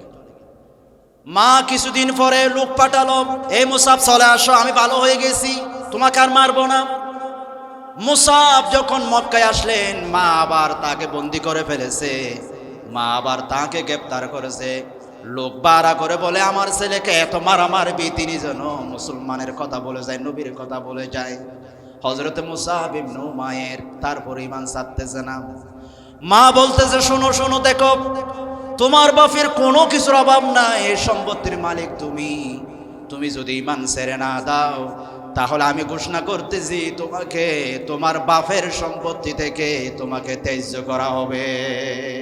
আল্লাহু আকবার। মুসআব বলে, আম্মু আপনি যদি ঈমান আনার কারণে আমাকে আমার বাপের সম্পত্তি থেকে ত্যায্য করেন, বের করে দেন, না দেন, আমার কোনো দুঃখ নাই। আমি আমার বাপের সম্পত্তি কেন দুনিয়া ছাড়তে পারি, তারপরে ঈমান দিতে আমি রাজি নাই, ঠিক কিনা বলে? এই বের হও আমার ঘর থেকে, এখানে থাকা যাবে না, বের হও এখন। মুসআব বলে, আম্মু অসুবিধা, আমি চলে যাচ্ছি, আপনার ঘরে আর আসবো না। মুসআব চলে যাচ্ছে, এই এদিকে আসো। হযরত মুসআবকে মা বলতেছে, শোনো, ব্যর্থ হয়ে যাবা, কিছু দিব না। যে জামাটা পরছো দামি জামা, এটা কার টাকা দিয়ে কিনা তুমি জানো নাকি? মুসআব বলছে, এটা আমার বাপের টাকা দিয়ে কিনা। মা বলতেছে, মুসআব যদি ঈমান ছেড়ে না দাও তোমার বাপের কাপড় এটাও রাখা যাবে না, এটাও তোমাকে খুলে দিতে হবে, খুলে দাও। মুসাব ঘরের ভিতরে গেলেন, জামাটা খুলে ফেললেন। আম্মু লজ্জা লাগতেছে, আমি কেমনে বের হব? একটা আমাকে সিঁড়া, অন্তত একটা কাপড় দেন, একটা কম্বল দেন, সিঁড়া একটা সালা দেন, আমি লজ্জাটা ডেকে আমি চলে যাব। মা একটা সিঁড়া কম্বল দিছে। হযরত মুসআব ইবনে উমাইর রাদিয়াল্লাহু তাআলা আনহু তিনি সিরা ফাড়া কম্বলটা জড়াইয়া আল্লাহর নবীর দরবারে তিনি চলে গেলেন। নবীজি যখন মুসআব ইবনে উমাইরকে দেখলেন, নবীজি আর সহ্য করতে পারে নাই, নবীজির চোখ দিয়ে জার জার করে পানি পড়তেছে। সাহাবীরা বলতেছে, নবীজি আপনি কেন কাঁদেন? আল্লাহর নবী বলেন, দেখো দেখো, আমার মুসাইব মক্কার সারা সেলিব্রিটি ছিল, দামি কাপড় পরতো, কিন্তু ইসলামের জন্য তিনি এত স্যাক্রিফাইস করেছেন, তিনি নিজের জামাটাও নিয়ে আসতে পারে নাই, সব কিছু তিনি ইসলামের জন্য দিয়ে দিয়েছে, সব দিছে। মুসাব, তোমাকে আমি মদিনায় পাঠাচ্ছি, দেখো তোমাকে আমি মদিনায় পাঠাচ্ছি, তুমি মদিনায় চলে যাও, মদিনায় যাইয়া মানুষকে দ্বীনের দাওয়াত দাও। রাসূল পাক মদিনায় ফার্স্ট অ্যাম্বাসেডর করে, রাসূলের পাকের প্রতিনিধি করে, মুআল্লিম করে হযরতে মুসআবকে মদিনায় পাঠালেন। মুসআব মদিনায় চলে গেছে, কিছু নেই মক্কায়। মদিনায় চলে যাওয়ার পরে মদিনাবাসীকে দ্বীনের দাওয়াত দেয়, শিশুদেরকে বুঝাইয়া দ্বীনের পথে আনে, নবীর প্রতি ভালোবাসা তাদের অন্তরে ঢুকাইয়া দেয়, মানুষদেরকে বোঝায় নবী নবী নবী, দ্বীনের কথাগুলো দাওয়াত দেয়। হযরত মুসআব ইবনে উমাইর দ্বীনের দাওয়াতের কারণে মদিনাবাসী এত পাগল হয়ে গেছে, তারা বলতেছে, ও মুসআব আপনি আপনার নবীকে বলেন মক্কায় থাকার দরকার নাই, তারা নবীকে কষ্ট দিচ্ছে, আমাদের মদিনায় আসতে বলেন, আমরা মদিনাবাসী জীবন দিয়ে নবীকে আমরা রক্ষা করব। দাওয়াতের প্রভাব, মুসআবের দাওয়াত, ওরা রেডি হয়ে গেছে, নবীকে আসতে বলেন। মুসআব সিডি লিখছে, নবীজি মদিনাবাসী আপনার জন্য পাগল, আপনি চলে আসেন মদিনায়। আল্লাহর নবী মদিনায় আসলেন। মদিনা আসার পরে প্রথম যুদ্ধ বদর যুদ্ধে মুসআব ইবনে উমাইর অংশগ্রহণ করলেন। দ্বিতীয় যুদ্ধ উহুদের যুদ্ধ যখন টাইম হয়ে গেল, আল্লাহ নবী মুসআবকে বলেন, এ মুসআব এদিকে আসো, উহুদের যুদ্ধে ইসলামের পতাকা, কলমার পতাকা আমি তোমার হাতে দিলাম, তুমি এই পতাকাটাকে উড্ডীন করে রাখবে। নবীজি ঠিক আছে, পতাকাটাকে নিশ্চয়ই মুসআব ইবনে উমাইর। উহুদের যুদ্ধ, আল্লাহর নবী উহুদের প্রান্তরে যখন আক্রান্ত হলেন, নবীজি গর্তের ভিতরে পড়ে গেলেন, কাফেররা ছড়াইয়া দিল, কদ কুতিলা মুহাম্মদ, মুহাম্মদ আর নাই, মুহাম্মদ আর নাই। আল্লাহর নবী গর্ত থেকে যখন উঠলেন, সাহাবায়ে কেরামরা রাসূল পাকের, মালিক ইবনে সিনান, বুখারী শরীফ এসেছে কিতাবুল মাগাজিতে, মালিক ইবনে সিনান যায়া রসুলের যে টুপিটা লোহার মাথার ভিতরে ঢুকে গেছে, ও রসুল আপনি তার, আমি নিয়ে নিচ্ছি, এই টুপিটা টান দিতে গিয়ে এই মালিক ইবনে সিনান, রসুলের রক্ত ঝরতেছে, রসুল রক্ত পড়তেছে, আমাকে দেন রক্তগুলো, রক্তগুলো যদি জমিনে পড়ে আল্লাহ কিয়ামত বানাই ফেলবে, আমাকে দেন। রসুল এই রক্তগুলো নিছে, কিছুক্ষণ পরে উনি রক্তগুলো খেয়ে ফেলছে। রসুল বলে, আমার রক্ত কোথায়? রসুল খেয়ে ফেলছে। আল্লাহর নবী বলেন, শোনো শোনো, আমার রক্ত যে শরীরের ভিতরে ঢুকেছে, আল্লাহ পাক এই শরীরকে জাহান্নামের জন্য হারাম করে দিবে। কিতাবুল মাগাজিতে এসেছে, মালিক ইবনে সিনান ওনার নাম। হযরতে মুসআব ইবনে উমাইর যখন চতুর্দিক থেকে কাফের আক্রমণ করতেছে রসুলকে যখন আক্রমণ করতেছে চতুর্দিক থেকে, মুসলমানরা ছড়িয়ে ছড়িয়ে গেছে, হযরতে মুসআব ইবনে উমাইর এভাবে গেয়াটা নিছে, পতাকা, ইসলামের পতাকা, ইসলামের পতাকাটা নিয়ে কাফের এদিক থেকে আসলে এদিকে যাই বলে, ওয়ামা মুহাম্মাদুন ইল্লা রাসূল, ও কাফের, মুহাম্মদকে মারার দরকার নাই, তিনি তো আল্লাহর রাসূল, যদি কাউকে মারতে মন চায় আমাকে মারো, তারপরে রসুলকে তোমরা মেরো না। এদিক থেকে কাফের আসলে বলে, ওয়ামা মুহাম্মাদুন ইল্লা রাসূল, তাকে মেরো না, আমাকে মারো, তারপর আমার কলিজার টুকরা রসুলকে তোমরা আঘাত করো না। যেদিক থেকে কাফের আক্রমণ করে তিনি ওয়ামা মুহাম্মাদুন বলে তাদেরকে আক্রমণ প্রতিহত করে। হযরতে মুসআবের ডান হাতে তরবারি রাখলো, ডান হাতটা পড়ে গেছে, হযরতে মুসআব বাম হাতে পতাকা উড্ডীন করে রেখেছে, বাম হাতে তরবারির আঘাত এসেছে, বাম হাত পড়ে গেছে, পতাকাটা নিচে পড়তে দেয় নাই, এভাবে দাঁতে এভাবে পতাকাটা উড্ডীন করে রেখেছে। জোরে বলে আল্লাহু আকবার। পতাকাটা এভাবে উড্ডীন করে রেখেছে। তারপর বলে ওয়ামা মুহাম্মাদুন ইল্লা রাসূল। ও কাফেররা, তোমাদের যদি কাউকে মারতে মন চায় আমাকে মারো, আমার রসুলকে তোমরা আঘাত করো না, তিনি একজন রসুল। একজন কাফের এসে হযরত মুসআব ইবনে উমাইরের গর্দানে আঘাত করলো। মাথাটা একদিকে হয়ে গেছে, শরীরটা আরেক দিকে চলে গেছে, কিন্তু দেখা গেছে মাথা একদিকে হয়ে গেছে। তারপরও হযরত মুসআব ইসলামের পতাকা, কলমার পতাকাকে নিচে পড়তে দেয় নাই। মাথা নিয়া এভাবে পতাকাটা তিনি উড্ডীন করে রেখে দিয়েছেন। জোরে বলে আল্লাহু আকবার, লিল্লাহি তাকবীর।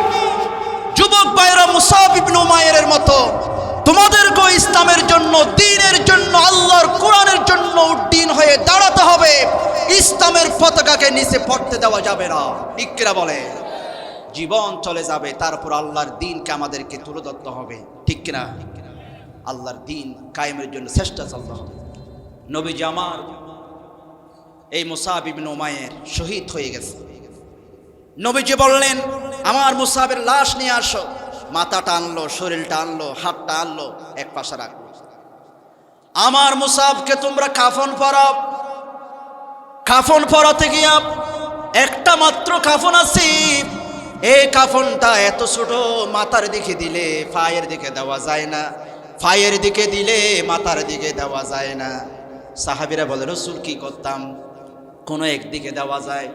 আল্লাহর নবী বলেন, মাথার দিকে কাফনটা দাও, নিচের দিকে ইস্কির নামক পাতা দাও, গাছের পাতা দাও, ডেকে দাও। আল্লাহর নবী তাকে যখন দাফন করতেছে, চোখ দিয়ে জার জার করে পানি পড়তেছে, কাঁদতেছে। সাহাবীরা বলেন, নবীজি আপনি কাঁদেন কেন? কি হয়েছে আপনার? কাঁদেন কেন? আল্লাহর নবী বলেন, শোনো রে সাহাবীরা, শোনো, আমি কাঁদতেছি এই মুসআবের জন্য।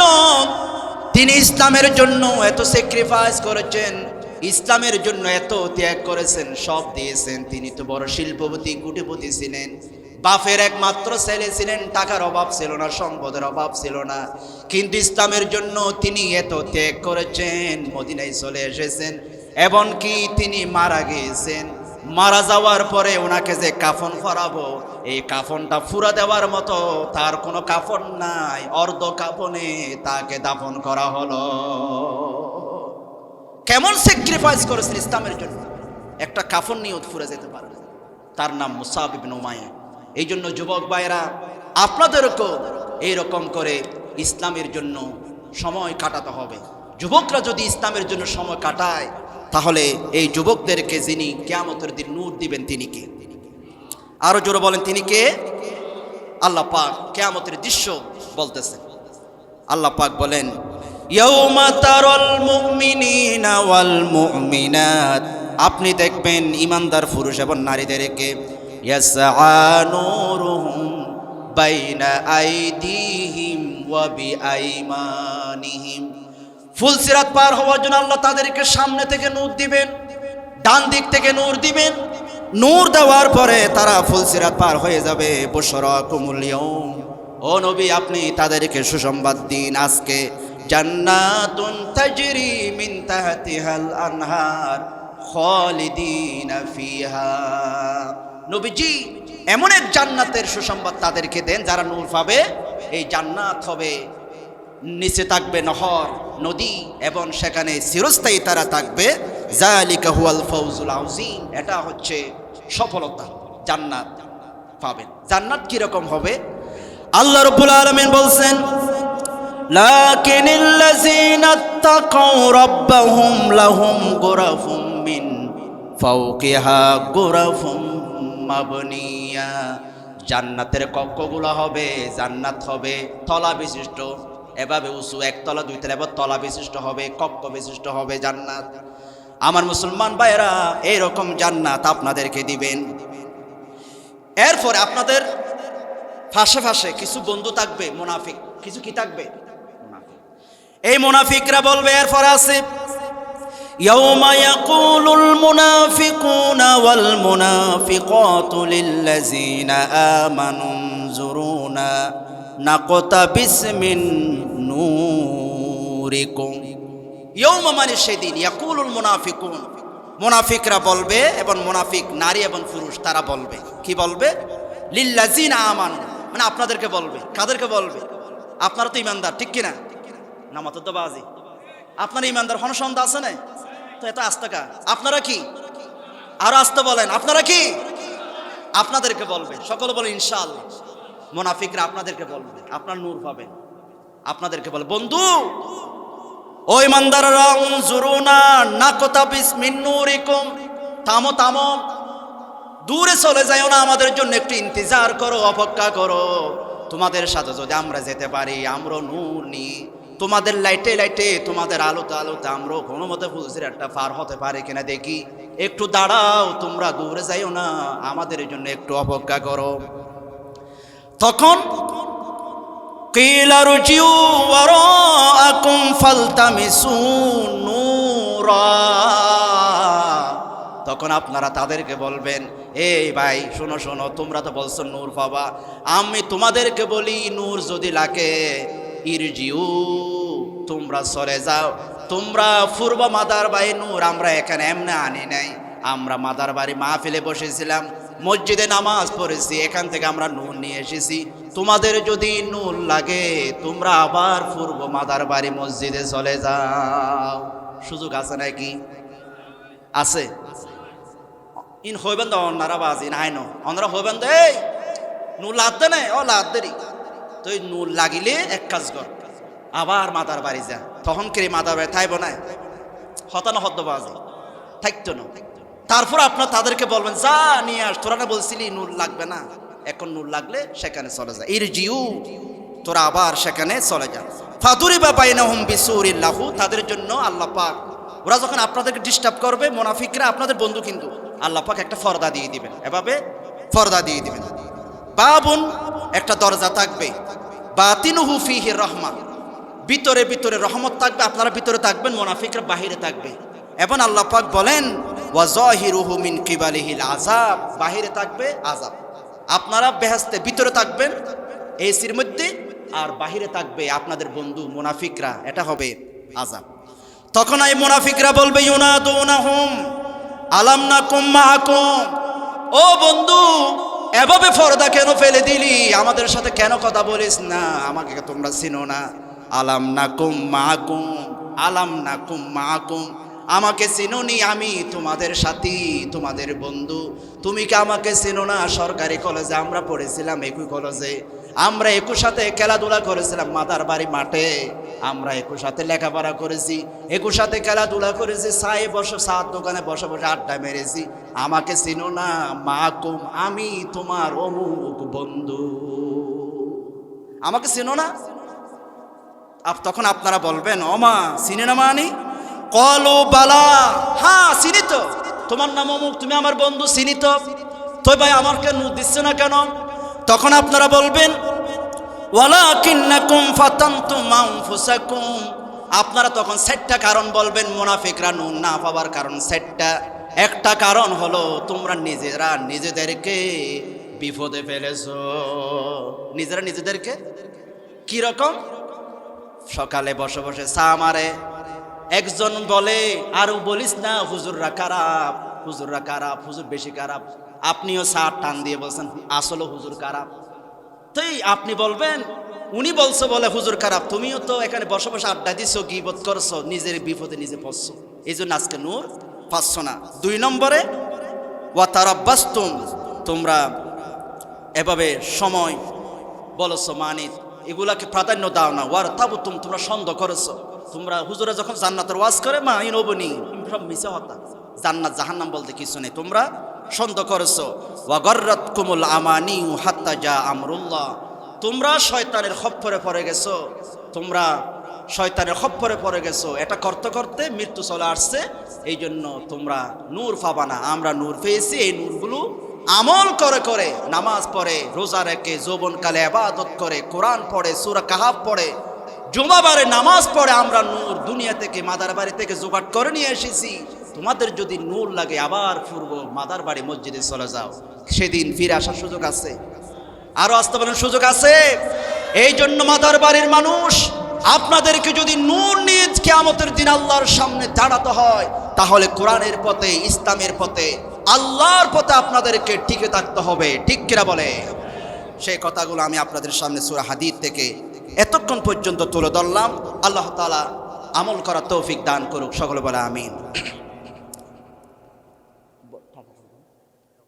একটু দোয়ার জন্য আপনারা একটু আমিন বলবেন, আমি অল্প সময় একটু দোয়া করে দেবো, একটু আমিন বলবেন। আপনারা মুরব্বী মানুষ, নেককার মানুষ, যদি আমিন বলেন নিশ্চিত দোয়াটা কবুল হবে।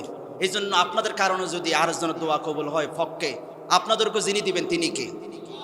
আজকে যারা ওদের আশা বলে দিছে, আপনার তো থাকবে না, এটা হবে না, আপনিও নিশ্চিত একদিন পাবেন। এই জন্য আপনিও দোয়া করুন, গিফতা করবেন, হিংসা না। বুঝছেন তো? গিফতা মানে আল্লাহ ওনার যেমন শাহাদাত ভাইয়ের যে বাসা, আলহামদুলিল্লাহ, যে নাস্তার আয়োজন আমি দেখেছি, আমি তো ছবি করে নিয়েছি, আমার ওয়াইফকে বলবো দেখেন কি রাস্তা। আল্লাহ তাআলা এরকম নাস্তা আমাদেরকে জান্নাতে খাওয়ার ব্যবস্থা করে দিক, সকল বলে আমিন।